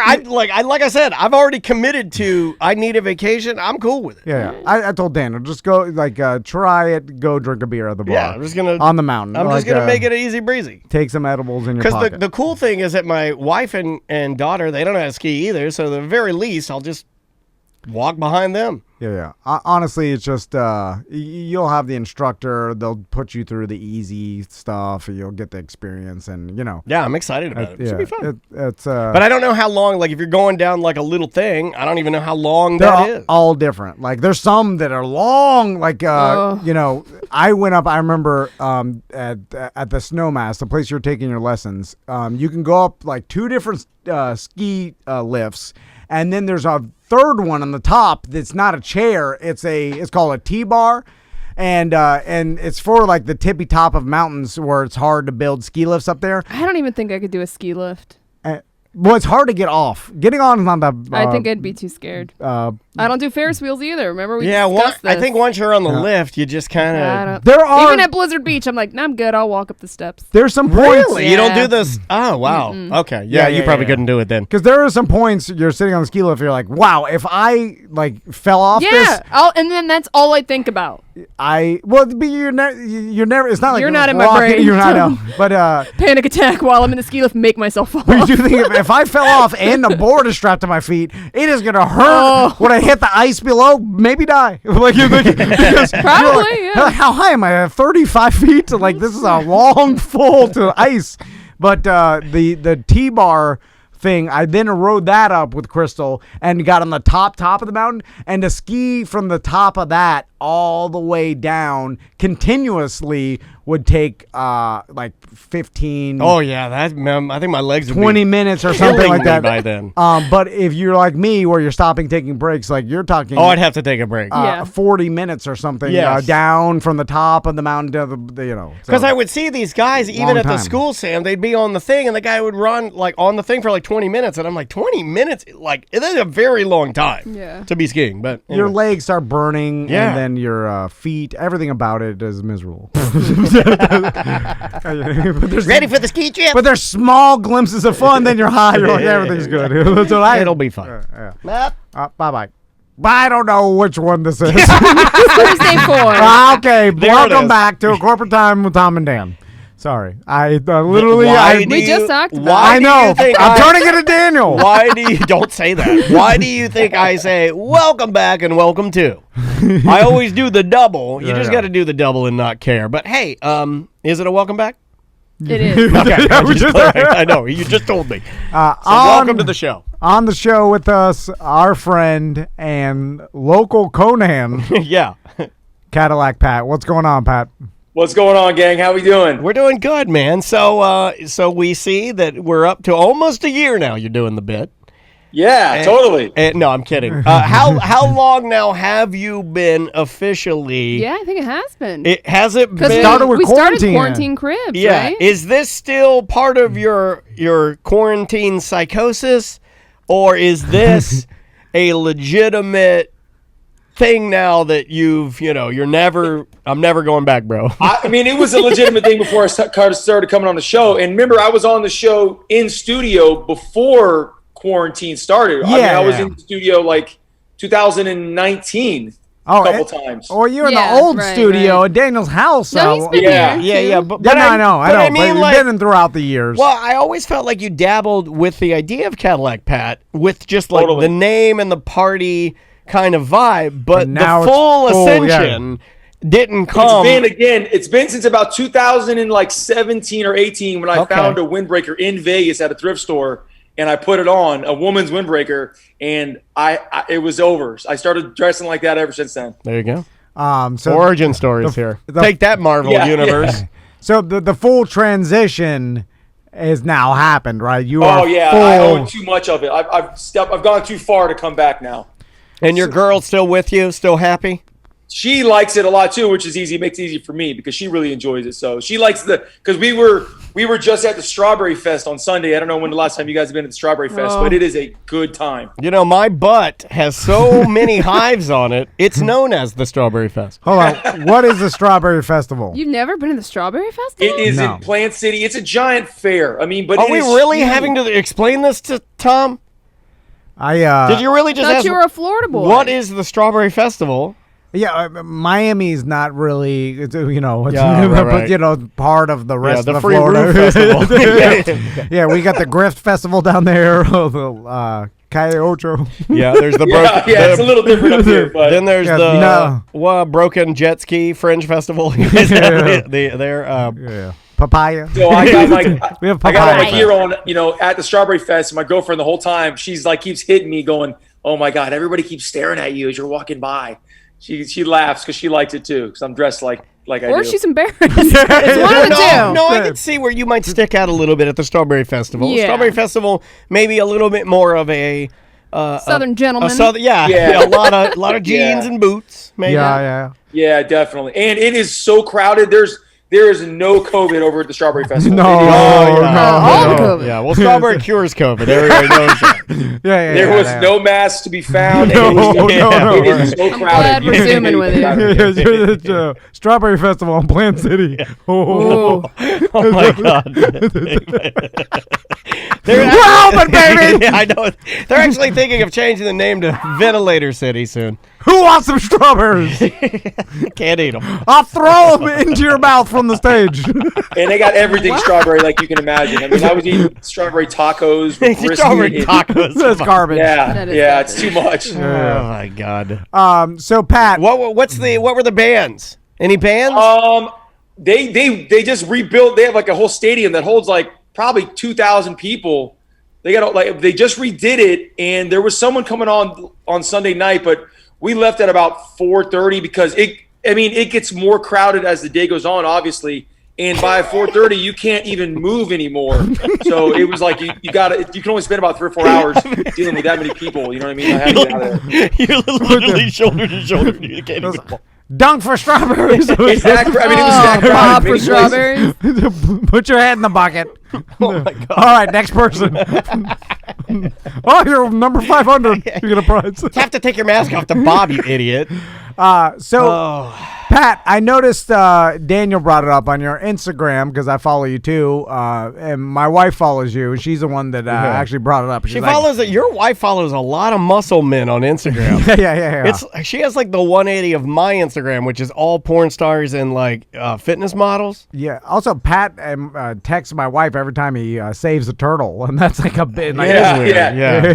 Now I got her personal number now. So if I get a buzz on and if I catch a turtle, it's gonna be over. Whoa! Don't get a buzz on and catch a turtle. I don't know what that means. One day it's gonna be look at the turtle I saved. Wagging it. Oh my God. Purple turtle. Big old soft shell. Yeah, cooter. Snapper. So anyway, We're open, baby. so I noticed that you are Beefy Pat, and and you Beef Patty. He's Beef Patty. Beef Patty. I don't think he's ready to change his name to Cadillac Patty. So, and you've been working out consistently for a long time, right? Yeah. Every bit of 25 years now. Oh my God! He's always been a fitness man. In fact, the first time we met him, he was in a commercial for something. I remember you were driving a boat. Yeah. And you had Muscle Milk. Good memory. Yeah, you were in a Muscle Milk commercial, and I remember seeing the commercial. I'm like, holy crap! So, is it a full? I know we've talked about this a little before, but like Seth, I'm convinced Seth's the way it's beyond a lifestyle now. It's full blown mental illness. He's addicted. Yeah. He's addicted. Like he can never let himself go because it would crush him to the core. He couldn't let him because so. He's going to be working out and obsessed with his physique and his muscles. I don't know to win. I guess you could probably do it with HGH until your 60s. You start taking the T for sure. I want all the shots. But that's how it is, right? You're full blown addicted to it. Yeah, you can't stop. It is definitely a mind thing where you look at yourself in a mirror and you never are satisfied. You always critique the heck out of yourself, and you can't stop. It's definitely a thing with me for sure. Not as Seth's even crazier. Obviously his diet is beyond extreme, and he takes it way more aggressively than I do, but I take it to a degree for sure. And that's kind of what hurts all our normos, dreams, because when you actually find out the amount of work, the amount of effort it takes, you're just like, the amount that you have I'm going to Planet Fitness one day a week. Yeah. Like, I'm never going to look like this. I did some light walking. I'm really seeing, I think in about 2 or 3 months, I'll be Ab City in this shirt. Yeah, it's like Pat's been working out obsessed for 25 years. Yeah. 25 years. I haven't gone more than a week without working out in 25 years. Yeah, that's a different level of dedication. So obviously, the answer is what portion of America, not Seth, what portion of America would you say are Pats? What percentage? Oh man, still pretty low. It's got to be under 10 single digits. Yeah, single digits. Yeah. Because even at the gym, there's only a handful of people that I see consistently over the years. I've seen the same people in the gym I've been to the same gym for almost 15 years. And you see, over the years, you kind of see the same people come and go, but there's only a small select few that are with it for years at a time. I like when every once in a while you'll see the bodybuilder guy. And you'll see him at the gym or whatever, and you'll see him at the grocery store, and you're like, whoa, because this guy looks like a strong man. Yeah. Like his biceps are the size of your thighs, and like he's so vascular. Oh my God, that's the most poetic thing you've ever said. No, but you see this person, and like usually he's a tight shirt, but it's insane that a human got this big.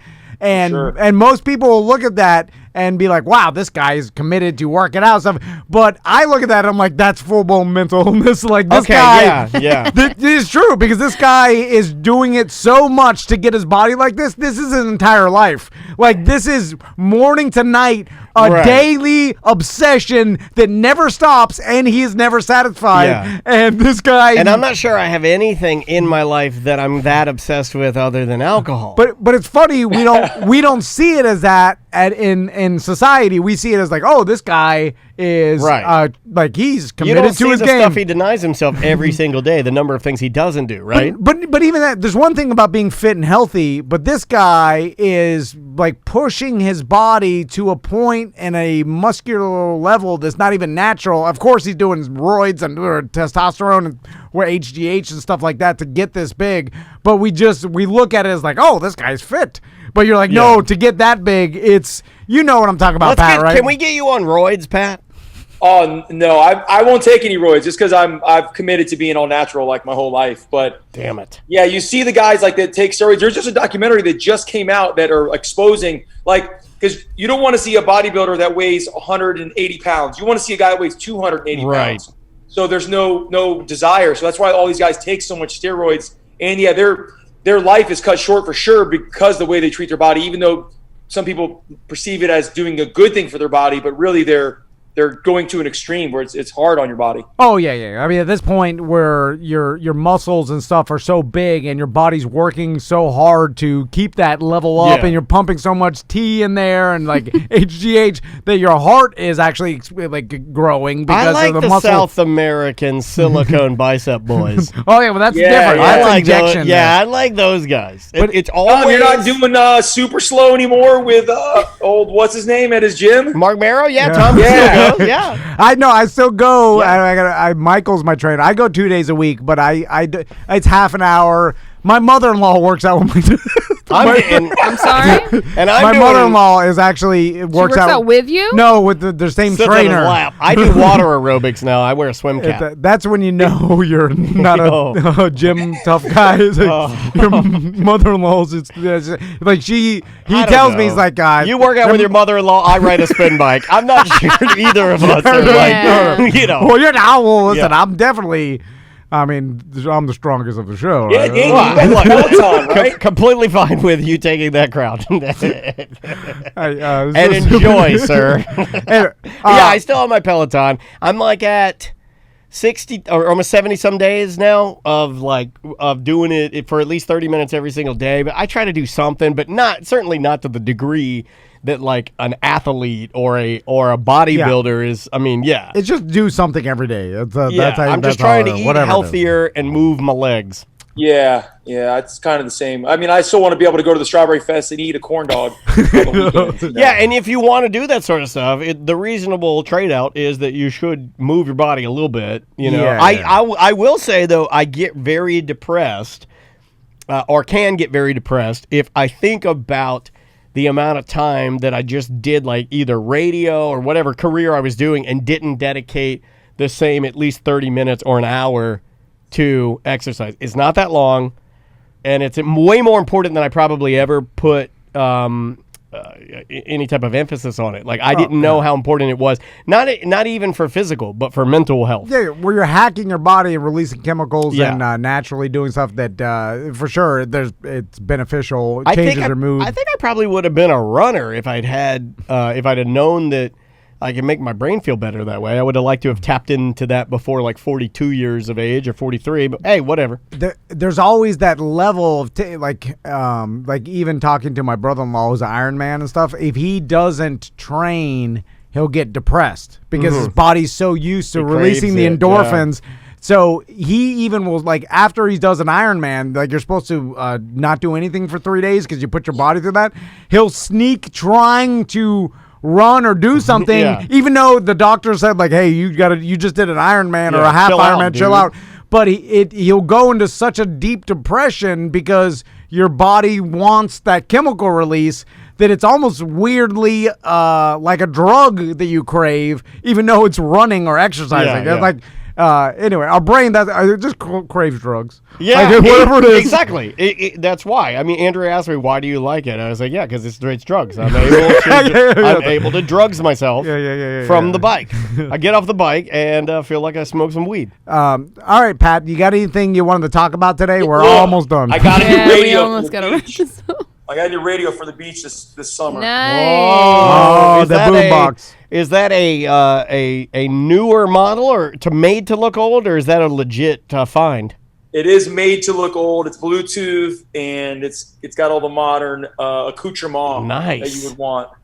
Gotcha. And they did a nice job of making that look really like retro, man. Yeah, it's What- good. Does it sound pretty good? Yeah, it's not as good as like one of those fancy like nice Bluetooth ones you get like made by like JBL or anything, Oh, but right, it's right. definitely loud. Where do you get that, Pat? I got it on Amazon.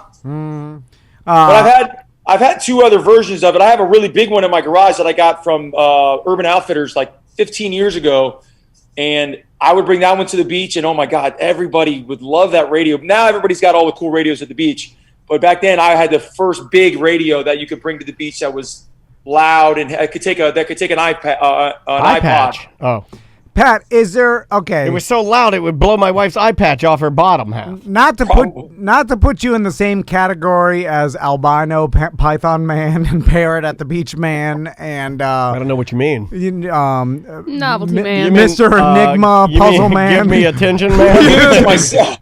So because I'm starting to figure this out. It's because I think the Python Man and the Parrot Man. Well, he's Cadillac Conan. And the Mr. Enigma.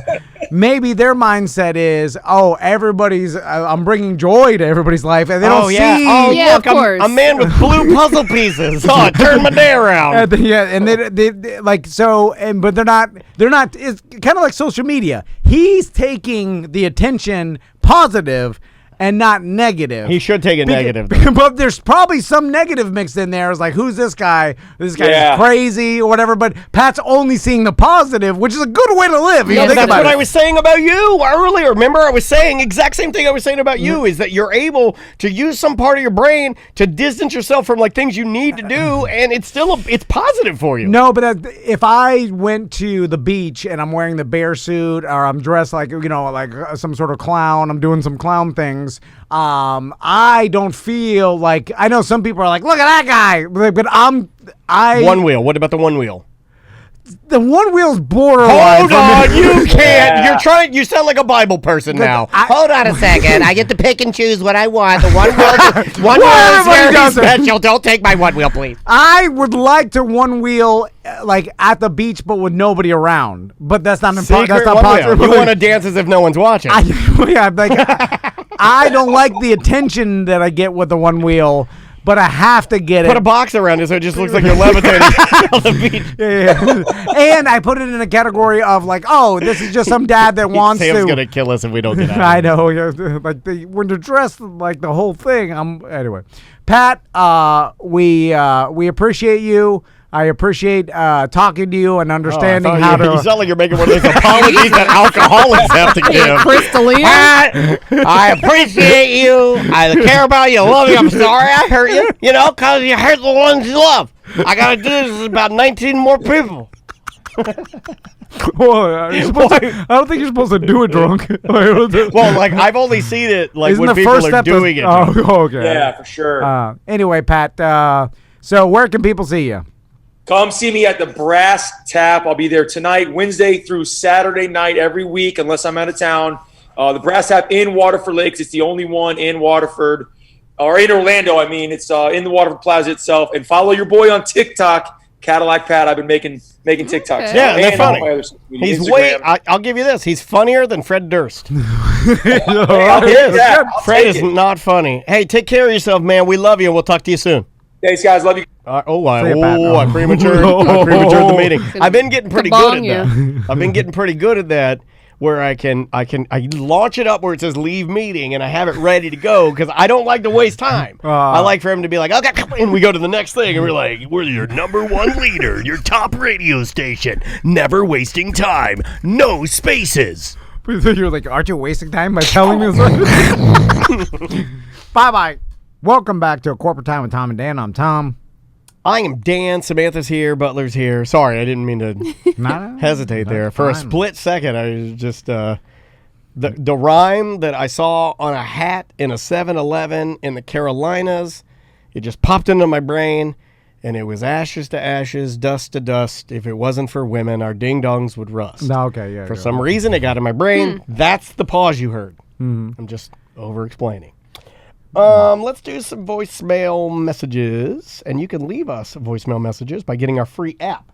Just search A Mediocre Time, Mediocre App, Tom and Dan. Try this. Hey, Tom and Dan, you guys were talking about on the Friday Free Show selling RSS feeds or the show changing. So Butler may know of this, but I listened to a show called Analyze Fish, and it was Harris Whittles, a comedian and Fish fan, trying to convince the guy from Comedy Bang Bang, not a Fish fan, that Fish was a good band. And it was comical and such. And then after like 6 or 7 episodes, the next episode was Paul F. Tompkins hosting, and it was Analyze Fish with 2 new people. And they talked about Jaws for 2 or 3 episodes critically. And then sometime later, it went back to being about Fish, the hippie jam band. So So there's that. I wonder how that happened.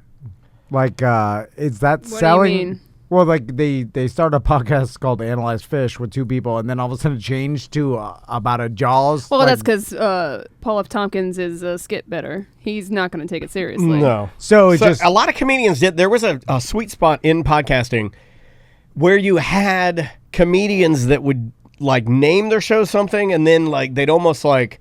The joke was that they didn't take it as serious. You know what? It's almost like the name, what they did would be completely left field. There's a podcast called I Said No Gifts, which is a comedian that has a guest come on to bring them a gift, and then he either praises the gift or craps all over. Right. I mean, it's all more the conceptualized, whatever I guess. you want it to be.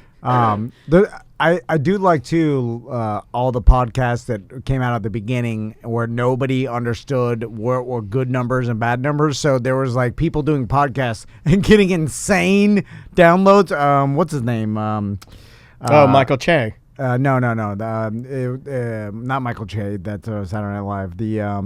It was the guy, Michael Yo. Michael. I knew it was a Michael. Yeah. Michael Yo. Don't do the thing you did when he was with the guy from Chappelle's show. No. Well, thankfully they're not here Because for me to be racist to their face. Because Joe Coy and Michael Yo used to do a podcast called the Yo and Joe Show. And then he talked about it when we interviewed Michael Yo about it, and he was like, we were getting 200,000 downloads a show, but we didn't know what that meant, and we came from the TV world. Like, he came from the TV so world. nothing. And that world, you're dealing millions, and so you're like, they didn't think it was nothing, but that's worth in today's terms. You could get $7,000 to $10,000 a commercial easy for that. Like for a 1-2 minute Squarespace commercial, or whatever partner you deal with. Like, correct. So they could have been making essentially $20,000 a pocket. They didn't even monetize it, but they didn't know what it was worth. And I feel like there's the beginning of technology. There's tons of stuff like that.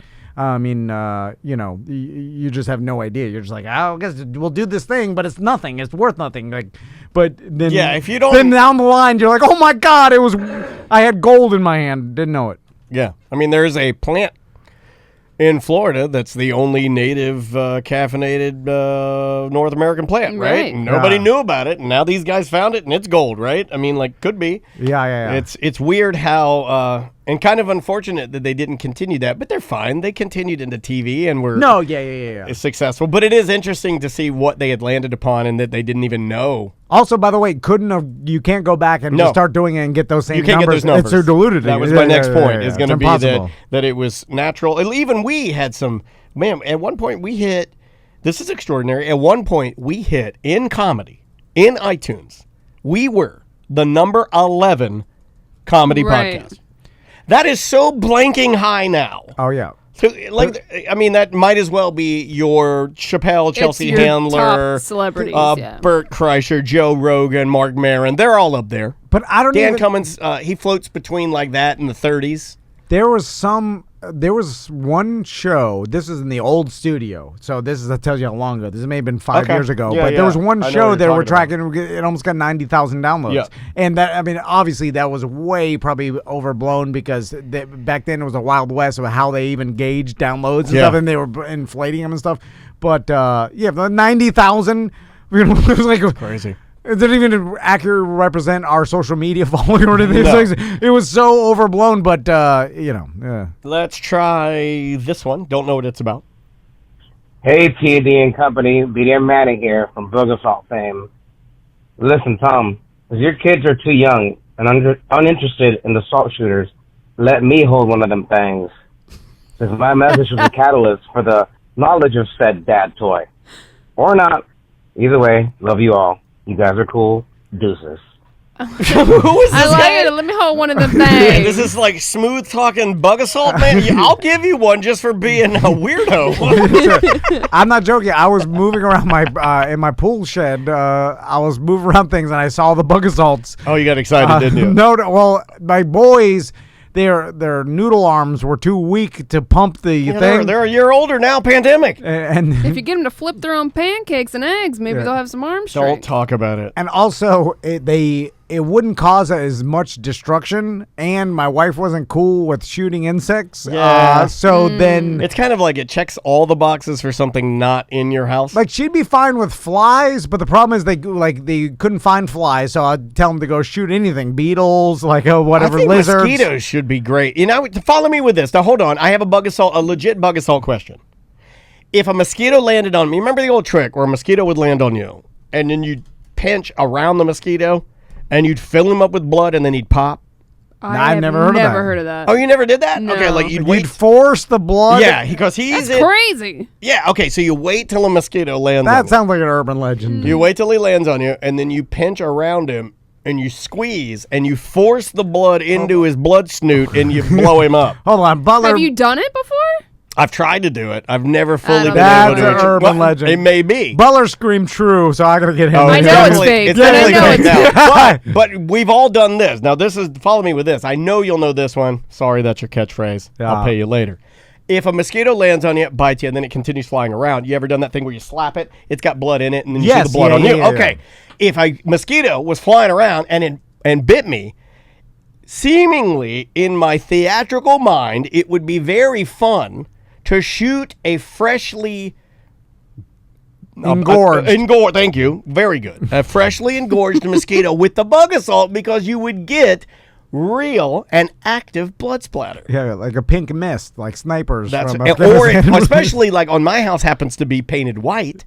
Mosquito lands on windowsill, shoot with bug assault, blood spray. That's pretty cool. That is cool. I've never tried that. Maybe I have to pull the bug assault out again, because we used it in the rental house that we stayed in, and then we were shooting like grass moths and things like Okay. it, and it wasn't as satisfying. And I was No. trying to, like, you need to shoot something with substance.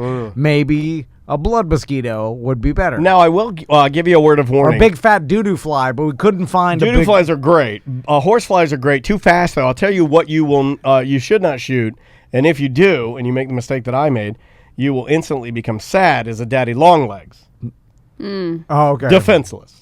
Yeah. And I but- blew off like 3 of his legs, and instantly felt sad because he was just kind of Yeah. Did nothing limp to you, walking in circles. Mm-hmm. And for whatever reason, I look at a daddy longlegs and I always think of the bad guy in Will Smith's Wild Wild West. Yeah.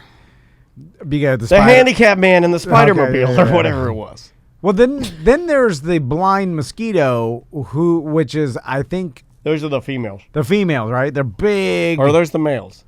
No, I think there's the males, right? The ones that fat, don't bite. Big fat males. They don't bite you. Males. But they're big, lanky. Yeah, they've kind of lumber around. They're the ones you always see in the stickers that rednecks put on their cars to let you know that they know of a place called Mosquito Coast or Mosquito Lagoon. They're always like, I put a mosquito in my car to let you know I know of. Okay, well, I put a Florida flag on my car to let you know I know of Florida. I one-upped you. It's weird what people advertise on their cars. What is that? Like, why? I mean, we do it with the Tom and Dan magnets. Believe me, I Don't know. tell people not to do it. I know, hell, man. I know. I'm like literally questioning something that's good for our marketing, but it's an odd motivation for you to be like, I need to put this on my car to let the others know what I'm into. I know what you're talking about. You're talking about Salt Life. Well, there's all of it. I mean, but you Stick figure families, how many miles you've run, bumper It's stickers. to personalize. It's to coexist. personalize your car and put a little Yeah. bit of your personality to the exterior. So okay, let's talk about the number ones with the points. 26.3. Right. Yeah. Whatever. Those, like a 26.3, it would be a half, or is that's a full marathon? Right, 26.5 or 3 miles or whatever. I don't I have know. no I idea. look at it. I don't know what any Yeah, of them me mean. neither. There's a lot of them. The numbers I don't know. The decalors I don't know. There needs to be an explanation. What they gonna? I mean, I don't care. So Well, But they're trying to tell me something, and Well, I don't know maybe- what it oh means. no. Okay, it's 26.2. is a full marathon. Is a full marathon. So why not? Okay, follow me here. I might be insane, but instead of putting 26.2, right, Marathon. Well, I ran Now, hold on. a marathon. This is good. Because then it's more impressive to I me like that. than the stupid just the number. I completed a marathon. But you're also driving a car, so I don't really care. You know what I mean? Well, with the but he's trying 26.2, to- all you're doing is letting me know how To long a brag. marathon You're is. just That doesn't- bragging to me that you No, ran a marathon, right? Not necessarily. You didn't what's it say for? you ran a marathon. You just put a sign on your With a car number. letting me know how long a marathon is. I know we're doing the same BS we always do, but the memorial one, I know this is going to make a lot of people mad. Why? But when you have the memorial on the Oh, back, I yeah. did that. And I'm then- doing that right now for my mom. Are you? Yeah, I wrote my mom's name, and then underneath it, I wrote 26.2. She never did a marathon. Dead. I wrote underneath it. I don't know. It makes me so sad. That's the only way I can handle it. But it's like, it's kind of depressing seeing that you knew someone or It's the their angel family, wings around on the edges that make me sad. and then it's like, oh, I did the 'Cause it's math. the same and angel this person was 21. Okay. Like, it's sad. Why? Okay, the angel wing. Okay, Why you are write you the telling name everybody that? and you write their birth date and you write their death date, and then you put the angel wings on either side, the beginning and the end of their name. But it's the same angel wings that were used around the "I'd rather be on my Harley." So it's weird to me. What's the motivation? I know it's part of like a coping and like you're, telling people, and that's helping you as part of the It's- healing process. What I just did But it's was the very- audio version of that, sir. It's odd to me, but I understand. I don't understand human feelings and things. Are there any ways you can alter those to make them? That's the worst thing you can do to someone's car, right? We'll put a memorial. No, sticker if they put a memorial sticker and then you just come up with a Sharpie and like change the date, Oh, yeah, that's the worst thing you could yes, do. yeah, it is. Taking your life in your own hands if you do that. The family stickers are another weird thing. It's like, all right, But I like them better than the zombie stickers that mock the family stickers. yeah, you're right. Yeah. Family over zombies all day long. I hate the family stickers, but if you put the zombie stickers on your car to mock Yeah, the it's family worse. stickers, I hate you more. yeah.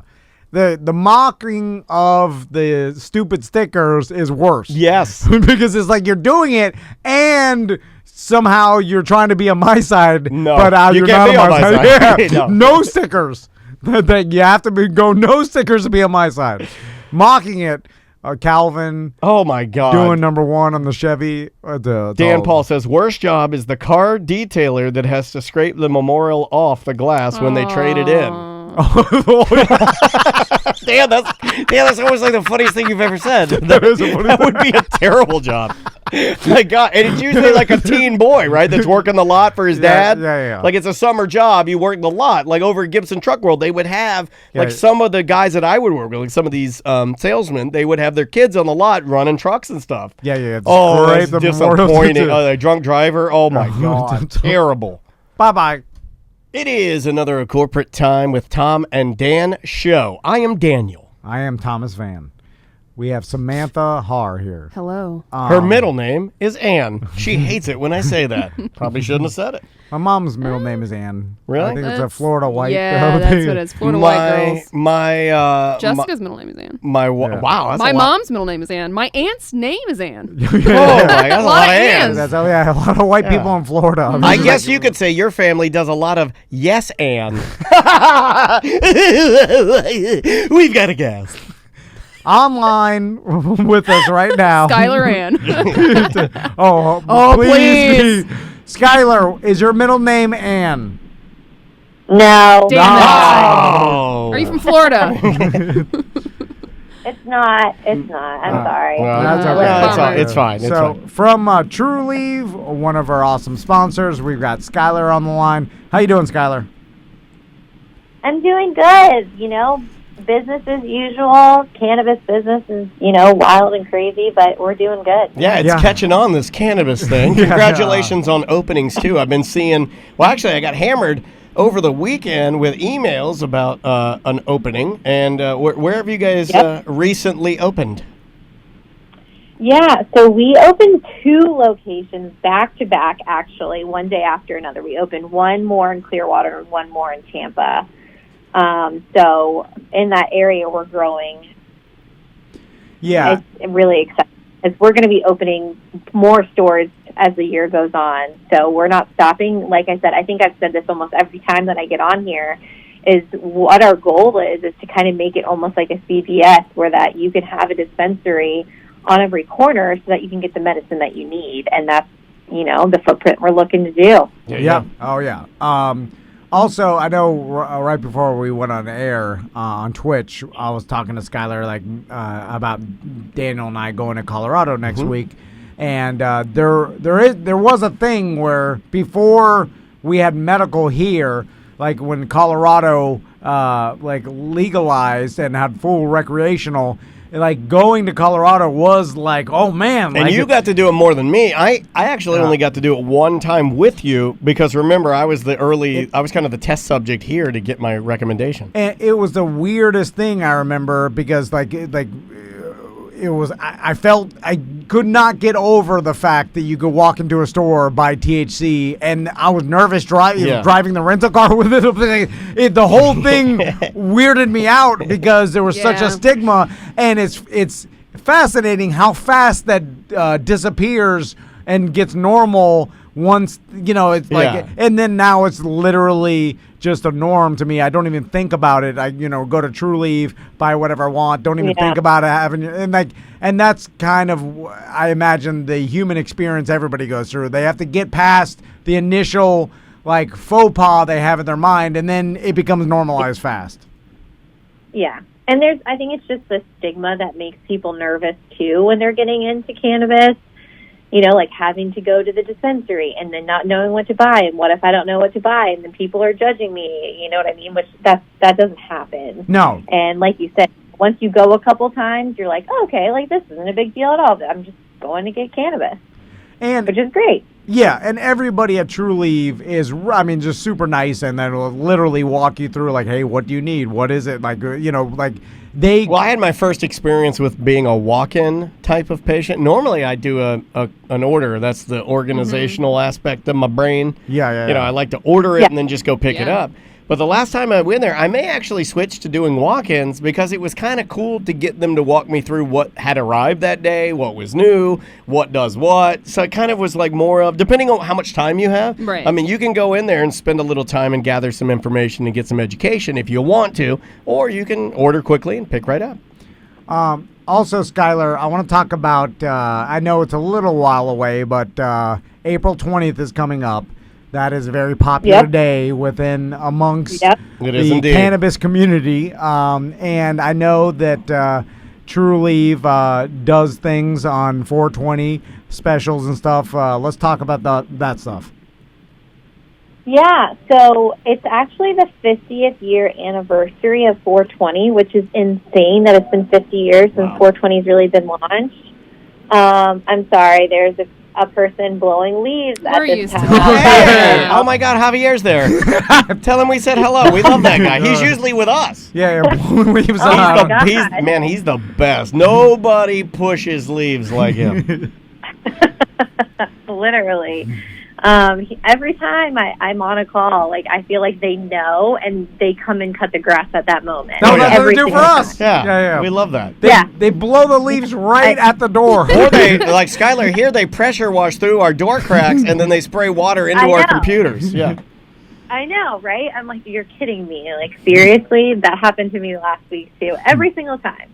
But anyways, so it's the 50-year anniversary of 420, which is insane that it's been 50 years. So throughout the month, I think I've mentioned on here before, but I host True Talks every other week. We've transitioned them over to Instagram Live, and we're going to be doing education on the history of 420, the history of cannabis in general for people who are looking to get involved in the cannabis market, whether that be as a patient or in the industry. And then we'll obviously have promotions going on, which I can't, share those yet. So as I always say, stay tuned. Yes. We have a lot of stuff planned, so it's going to be really, really exciting. There's a ton of events. Thankfully, some events are starting to come up. We're attending 2 events, and if you go to our Facebook page, we'll have those events up on our Facebook page. So you can get more information, especially if they're in your area. But cool. 2 of those events, we're going to have expungement clinics at as well.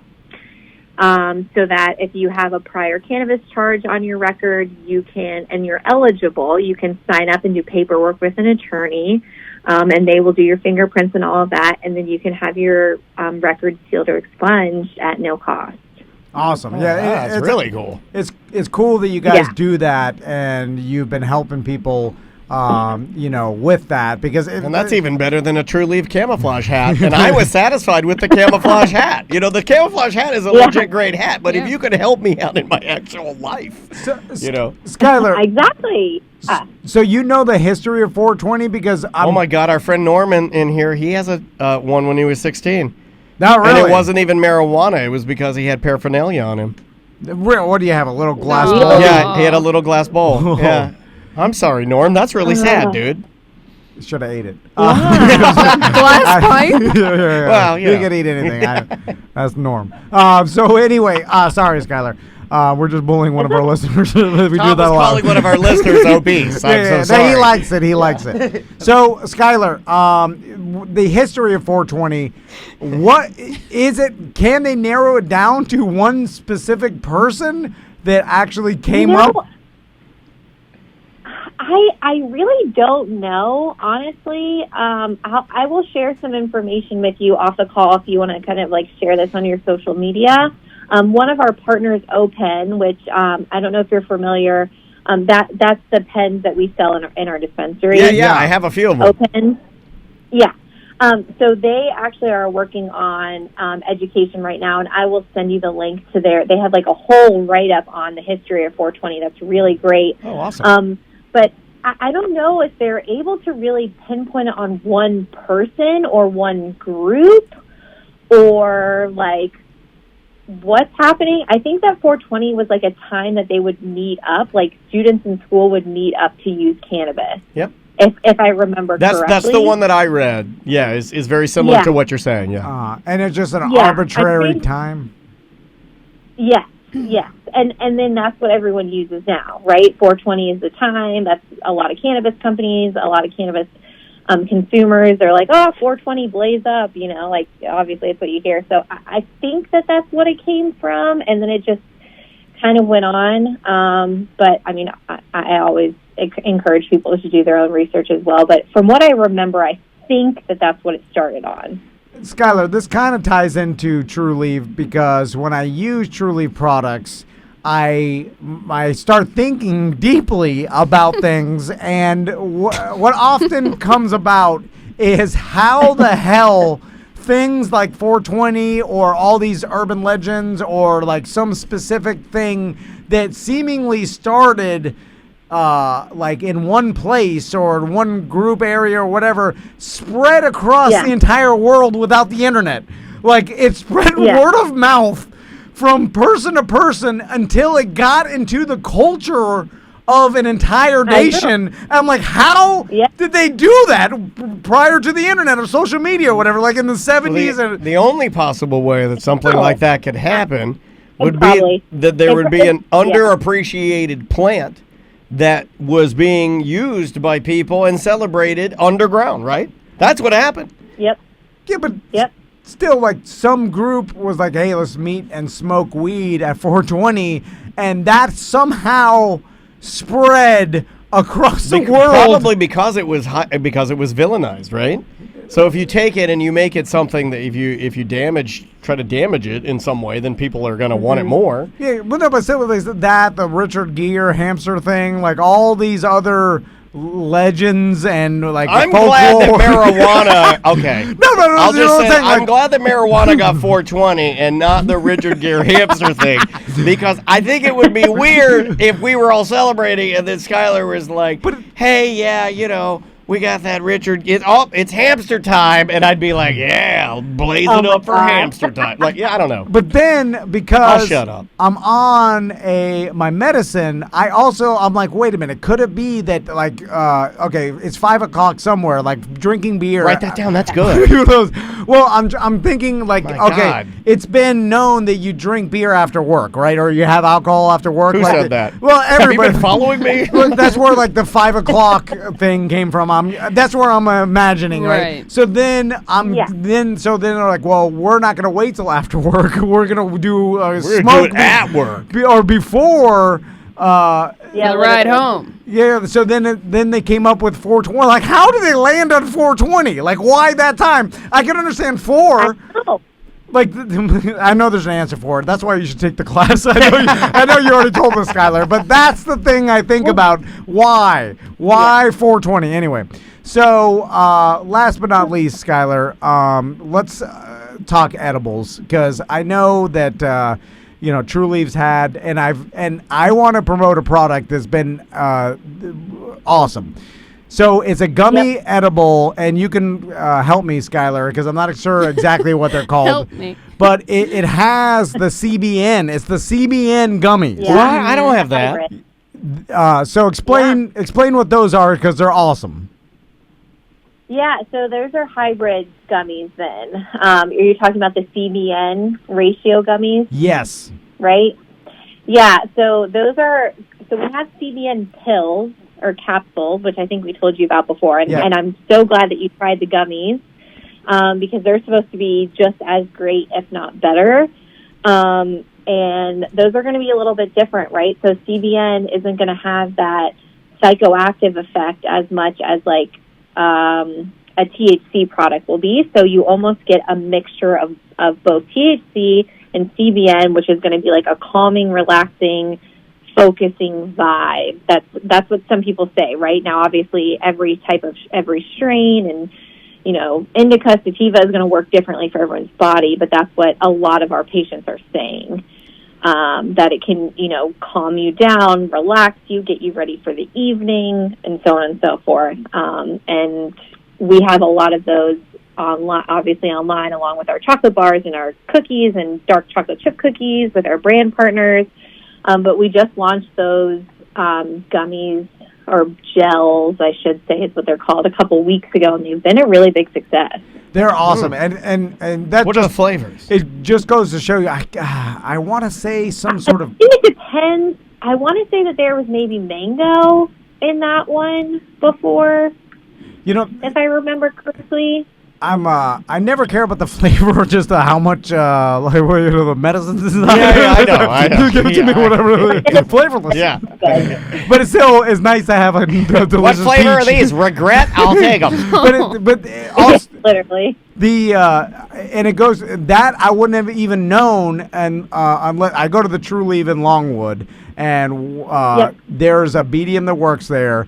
And when he said, "Hey, I heard you talk about the CBN pills, because the white pills, the capsules, I'm a big fan of those." And then he's like, "Hey, we have these, they're called gels, right? Gels, I shouldn't say gummies." So they're called True. Yeah, and then there's a lot of things you shouldn't say. Right. But he's like, they have CBN and the extra more THC than the capsules, and then now those are my favorite. All right. Because it gets both my loves now, CBN and THC. Those are your loves, not your family. They're on the list. I'll leave you with this, because Skylar's busy and we got to get her out of here. But I'll leave you with this. Tell me the last time True Leaves disappointed me. The answer's no, but the last time my wife and kid have. Also, I want to remind everybody, if you go to True Leaf, fill out our form. It's on tomanddan.com, and the form is just submit your picture of your receipt or a product you bought at True Leaf, and we will mail you a gift. And it comes with a True Leaf camo hat, a bunch of Tom and Dan stuff. Like there's like 10 items in this gift bag we're gonna send you, and that's free. All you have to literally do is just fill out the small form and prove that you shopped at True Leaf. Indeed. And we'll give you a gift. It's very, very easy. Skylar, thanks so much for the time. We really appreciate it. Of course, you're welcome. And we'll talk to you closer to 420. Yeah. See ya. Sounds good. See ya, Skylar. All right, bye. Bye-bye. Always nice to talk to her. Yeah. She's always so relaxed, and so many of the other people that call into the show aren't. So I feel, I'm like, wait a minute. You're so relaxed. You're so nice. If you take 2 of those gels, though, watch out. There is one. Your wife will tell. Well, tell who?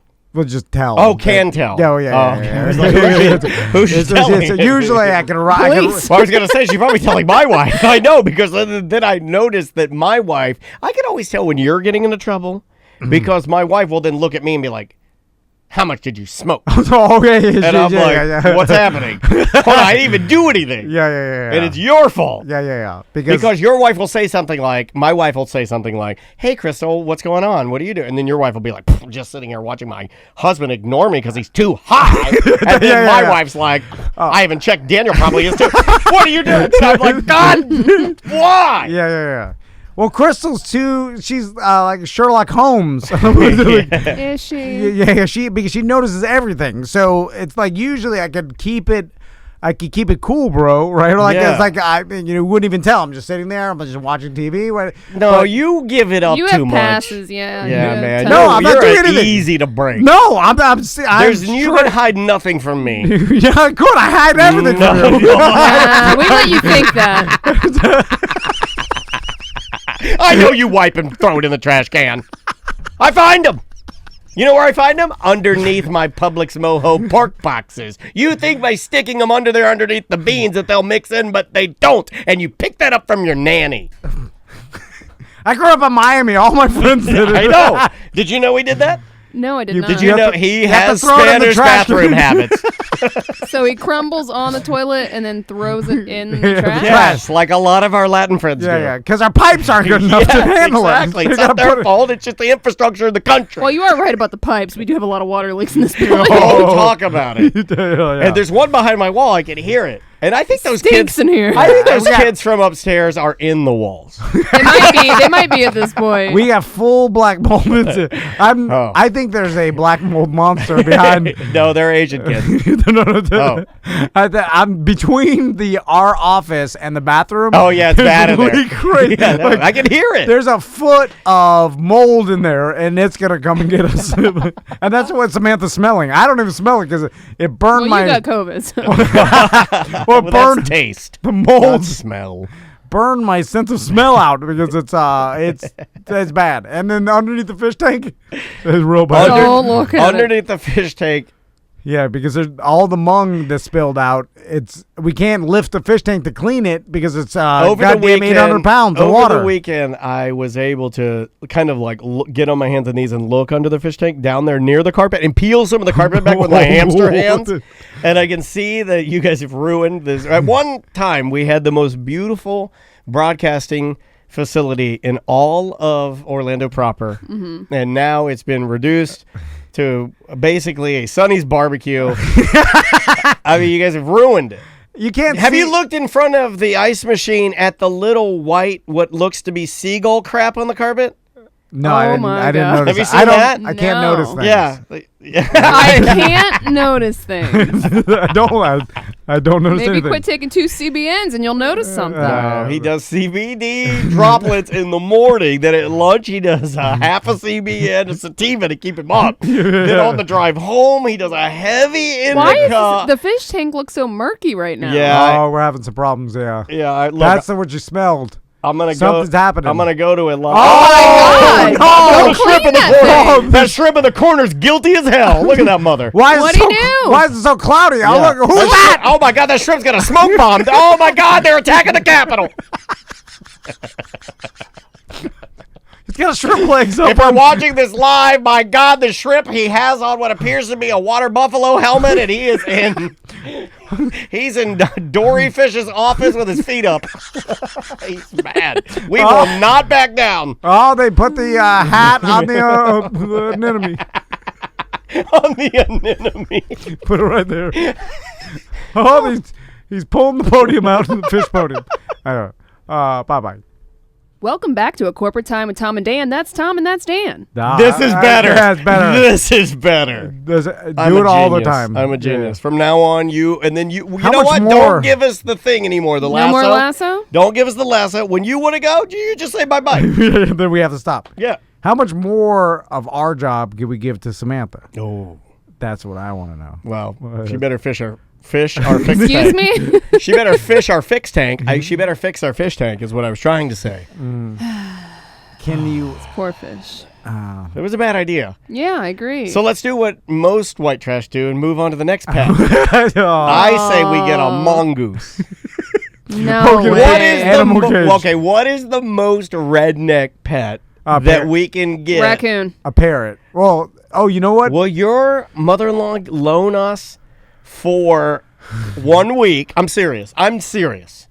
It's got to be substantial so it sits in the listeners' minds. If you guys want to be like radio legends, if you want to be pioneers, then you'll listen to what I have to say. If you just want to ride this out until we're dead, you just listen to what I have to say. Parrot. 1 week, we give it a shot. We take him different places. We put him on our TikTok. We put him with our fish. All her parrots, I'll bite the S out of you. Yeah, I can't deal with biting parrots. Are there nice parrots? Yeah. Are there? But you have to. Will a listener loan us or what if we just get a parakeet? They're harmless, right? You can let it fly around. Oh yeah, free. Like DJ Babylack has parakeets. It just flies around the studio. Yeah. Soon it'll get up in the drop ceiling and do crazy. Well, then I can't get it out. I'm not getting it out. No. It's got to come out of itself. If we put a dish out, it'll fly down for food and water. What do you feed it? Birdseed. Same thing as just Seth. Seth here, and we'll be fine. Just birdseed? I feel like it would eat off of the crumbs. Well, I will tell you from taking care of my mother-in-law's parrots, which sounds You're a bit of a parrot man. That means you slapped her boobs. Right? that there's lots of different foods and little pellets. Oh, they like play foods, like a challenging. You got to give them like a challenging. You give them a pistachio. Well, they all, and it's a fun puzzle. Like I know one of them. If you give a parrot too many, almonds or like the real fatty nuts. Which is what happened to your parrot? He ate too many big fat nuts. So anyway, you guys are babies. They get like liver fat. They get big fat livers like an alcoholic. And then so you have to not feed them too many fatty nuts, and then put them on to a strict. And they hate it too. Bird seed pellet. And they hate it. They think the virus is fake. They're mad at our president. Then their pellets, and this is kind of this makes me mad. Like when people eat tofurkey or fake bacon that looks like real bacon. It makes me mad when it gives you boobs, right? When the vegetarian or vegan community they mold their vegan and vegetarian food around meat, because I'm like, isn't that a little bit like some sort of tip of the cap to bacon, right? Like you're at least promoting bacon a little bit, right? I had a guy tell me that the reason they do that is so they know what it's like an identifier. Well, you can put that in the box, right? Right. No, I know, but I mean, then the other question that the vegetarian gave me or vegan was, what should we make it look like then? And I said to him, I don't know. It's just whatever you want. Make it look like a banana, but taste like bacon.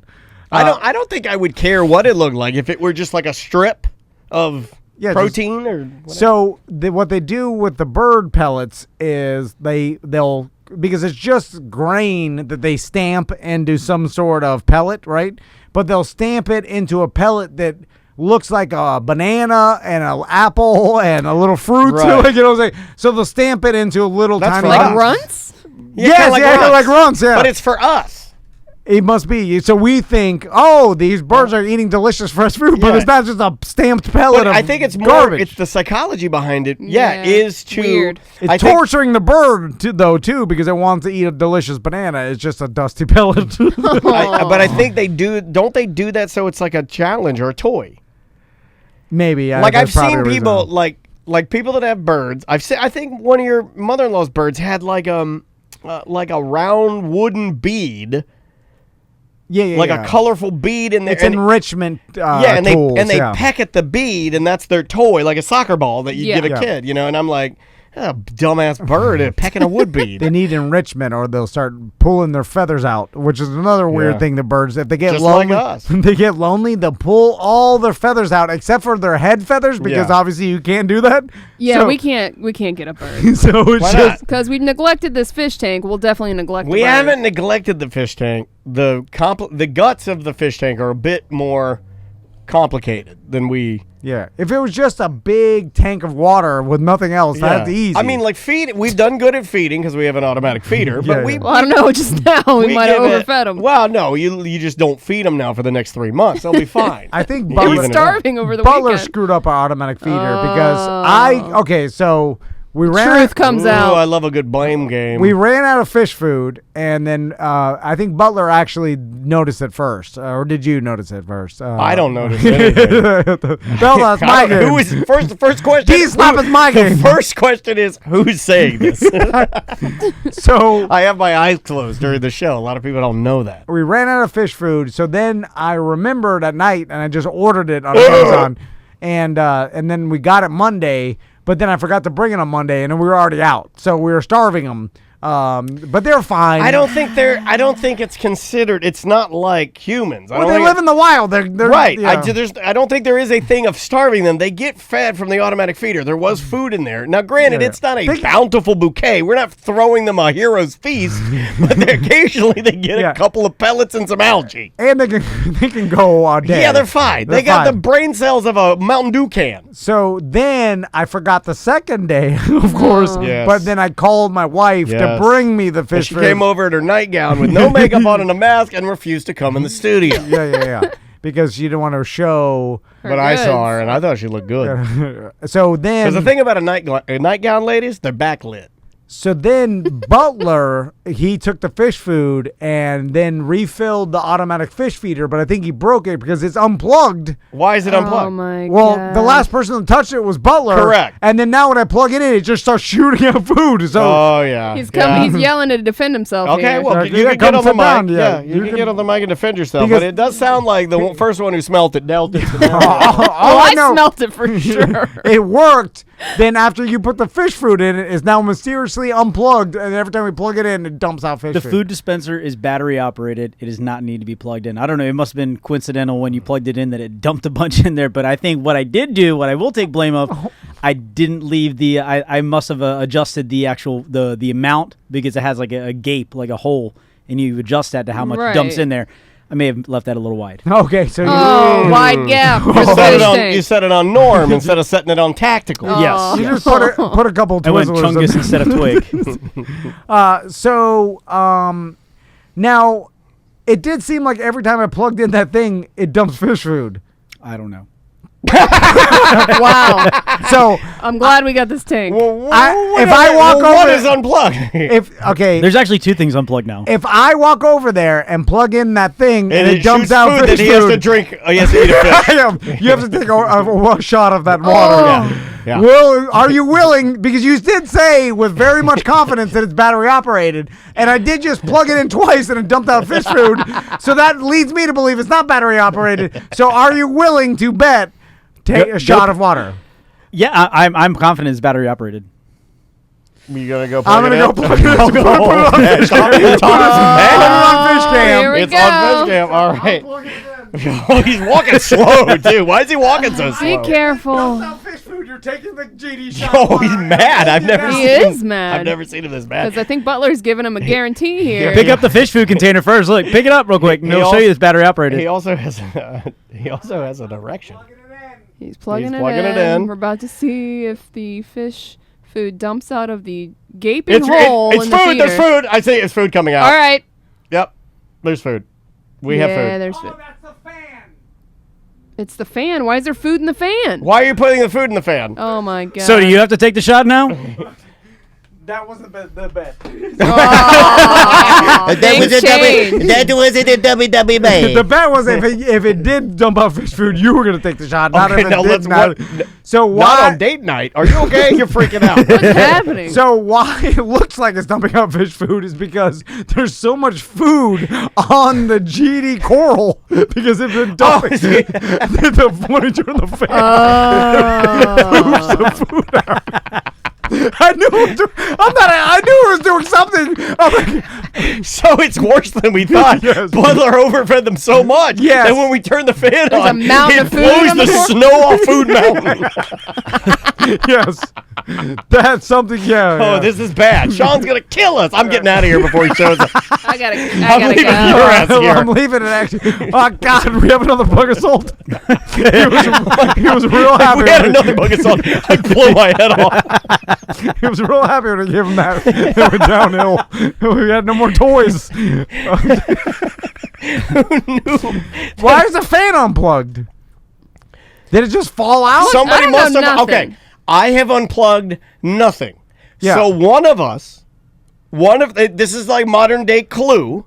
Somebody in this room unplugged the goddamn fish fan. Well, every time I leave, I unplug everything. Raise your hand if you unplugged the fish, anything on the fish tank. If you've ever unplugged anything on the fish tank, I have not. Well, Not one time. Okay, I have none, but not anytime soon. Professor Plum. I put water in there yesterday. Remember? I do remember because you told Butler when he was like, "I'll help you, bud," and you were like, "I don't need your help. I'm strong as F." Do you remember that? Tell me I'm lying. Tell me I'm lying. This is a toxic work environment. I've been saying now that it is, for 'cause it years. smells You toxic. you need to hang out and hear what I absorb. I'm the sponge. I'm the SpongeBob SquarePants of the show. I sit here and absorb everything. They're out there at Butler's trying to figure out something to do, and he's looking at his watch. He's like, 3:29 can't come fast enough. I gotta get the hell out of here. He's checking. He's, I'll help you, boss. And then you go, I don't need your help. I'm strong as F. And he flexes. He's pouring the water in. And I'm just sitting there editing. I'm like, they're the crazy ones. I'm not crazy. Yeah, then it's here. You have to come here. Then it stinks. He does stink. So who unplugged it?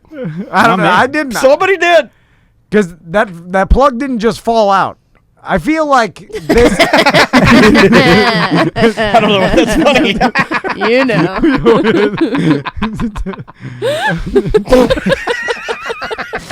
It starts out. We've recorded too much. The plug starts out tight. Oh, how It's hard to dare get you. in. It's hard to get in. There's too much food on the top. After Okay. years. I'll get some Stinks. voicemails. Hold on. Well, It does stink in here. I'll I knew something was wrong. Okay, Oh, hold man. on. Regain your. Remind me to get leave some petty cash for him. Okay. Okay, here we go. Richard Petty. Hey, what up, Tom and Dan? I just thought I'd call and let you know our little experience we had with JC Harrelson over there at Don Mealy. Me and my Please be girlfriend were good. looking for a vehicle.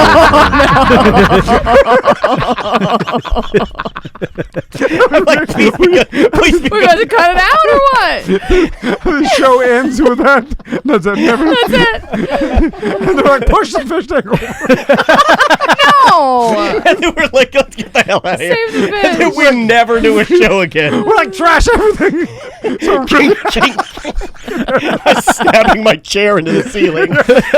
I would pee all over these computers. Knock all these cameras over. I hate these damn cameras. I'm kicking our Twitch machine over. And then Dory is sitting there flopping. And this is when I go too far. I look at Dory, he's flopping on the carpet, and I just smash. Look, make yourself throw up on the couch.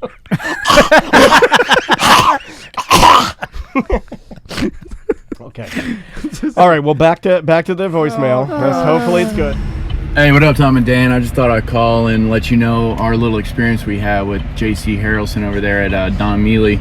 Me and my girlfriend were looking for a vehicle for about a couple weeks now, dealing with different dealerships and going in there, doing the whole runaround thing where they come in, you give them a number, they go talk to their manager, they come back. Tom Just loves a that. straight hassle. And I remember that JC had advertised with you guys. Yep. So we gave him a call. We told him our budget, told him what we had, and he literally said, he called us back and was like, "Yep, we can do it." There you go. Yeah. That's it. It can be that easy, or you can. He goes on for a little bit longer, then has some choice words for other car dealers that hassled him and his gal up. So, Well, cut to the chase. Just go see JC. have you guys ever pulled up to a car dealership and then did you see the salesman lurking around? And Yeah. like, as soon as It you get makes out me of your car, uncomfortable, man. they all Like sharks. yeah, they start coming over to you like, "How you doing?" Like and you're like, "Oh, here it goes!" Like you start the whole I thing. always wondered how they work out the hierarchy of who gets the person, because there'll be Right. multiple Yeah, they'll be hanging out all together. Yeah. There'll be multiple guys with their shirt tucked in with like a belly. They all have a look. Yeah. Traditionally, I am stereotyping. I don't care. Yeah. And they're all walking to your car, and you see like maybe 2 or 3 of them. How do they decide who gets? I think they rotate. It's like the last, like Johnny got the last one. Give it this one to Bill. Yeah, Gail blow it. Skip always blows it. You like that kind of stuff? Is it like that? Know. Is it like the way we think of it in our minds, or is that an old way? And now it's all computers and the internet. No. Well, I think it's a hybrid because they still do old school sales tactics, but so it's got CBN inside it. Just call up JC or Mike Stacks if you're going to Subaru Mitsubishi, and then just call them up and tell them, hey, I'm a Tom and Dan listener, I'm BDM, and they're just going to treat you like they do their friend. Be like, all right, this is the deal. This is the lowest we can go. Here it is. You know, it's like, it's way easier. It'll save you some time. Than the song that you're signing a number. Like, it's the whole thing. I do like that, though, where they're like, all right, well, this is the offer I gave you. If you just initial right here, I'll go talk to my finance manager, see if we can get the ball rolling on this. But I'm going to be honest with you. Yeah. It's going to be hard to do. It's going to be tight. Yeah. I love those, though. I'm kind of a sucker for that. I like the process. But it's like having the hookup or having a friend that works at a car dealership, because once you tell them you're a Tom and Dan listener, you're just part of it. It's like having a friend who's rich and can get you a vaccine before people who need it. Oh, hey, Sean. It's Olivia. How in the heck are you? Boy, it's been a while. Well, I'm not doing yoga at the house. My little club opened up, and they have some yoga classes, and I just wear my mask, my bandana, and keep my distance, and I just don't linger there. But socially, I need to talk, to my friends. I think it helps me stay up and at them, and it seems like the Airbnb business just kept going. I didn't know how to shut it down, so I'm booked all of July. Can you believe it? And we got the sod in the backyard. The guy, I made him feel so guilty. He came by and dropped the sod in. He actually put it in, and he should. He was paid for it. You'll see it. I just have to self-water it right now. This goes on for 2 more minutes. Oh, my God. It's my favorite new caller. I love this lady. Is this your drunk aunt tells you about her life? I honestly do not know. And I really like... Did she say, hey, Tom and Dan at the beginning? She said Sean. Sean. Hey, Sean. Hey, Sean.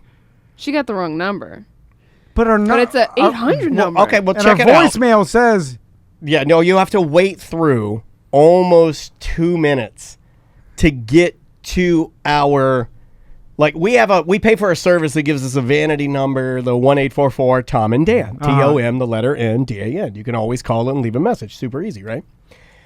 If you call, it takes a solid minute and a half to even get to us. And all that time, you have hold music playing with Dan Stone telling you about Tom and Dan merchandise, telling you about Tom and Dan BDM shows. It's everything Tom and Dan. It's more Tom and Dan than you would ever need. Yeah. So this is weird, but that's why I kept it in here. She could power through all that and then still leave a message for Sean. Like, how out of it are you? But not the Sean who just walked in, because you're going to freak him out. Yeah, our Fishman's here. We're sorry. Yeah, the Fishman's here. Yeah, but you said that. I was thinking you'd come running in here and think they were talking about it. I'm like, my God, what a weird day. This is a weird day. This is a weird day. What are the chances that we played that voicemail? And then what if Sean's like, hey, that's my mom? What? He gave out our number to contact him. Look, man, it goes on for 2 more minutes. Do you want a little more? I kind of do. I don't know what what else goes did on. she say? Well, she has to water her own sod. And he said he ordered a railing. Anyway, he hurt his ribs. He freaked out on me. These guys. But I just keep after him. I think because I'm older and he feels really bad. It's guilt. And I don't think he doesn't want to be in small claims court. Nobody does, and I don't want to take him there. He's actually sort of become a little bit of a friend. He's trying. Hold on, push. Is this Karen? Racist old Karen. Hire some sort of person to resell their yard and is now. Now she wants to sue him? Yeah, like What happened with the sod? Tell We'll us. have to wait till next week. Did she think? Bye bye. No, I'm kidding. I mean, we're pretty much there. I don't want to leave you on a cliffhanger. Did she expect the person that laid the sod to come back and water it every week? If it was it sounds like if it was in the contract, she has a point. Maybe he messed up the irrigation. I'll give you a little more. Okay. He's just handicapped. Did she? What? Did she hire a handicapped man to redo her sod, and now she's threatening to sue him for doing a bad job? I backed it up a little bit. I have no idea what this is, by the way. Here. A little bit of a friend. He's trying. He's just handicapped. But you don't need to take somebody's money. That's what you don't do. There's no excuse for that. Unless you do the work and do it right. Yep. Right? Yep. Anyway, that's the story there. So there's that leak again downstairs in the bathroom in the rental I place. thought I fixed that, Mom. And the girls know about it. They said they're just going to let you in at 12 o'clock. Okay. I might be around. It's probably best if I'm not there. Yeah, I wouldn't want to be there. Because I get a little bit like the sky's falling in. Yes. Oh God.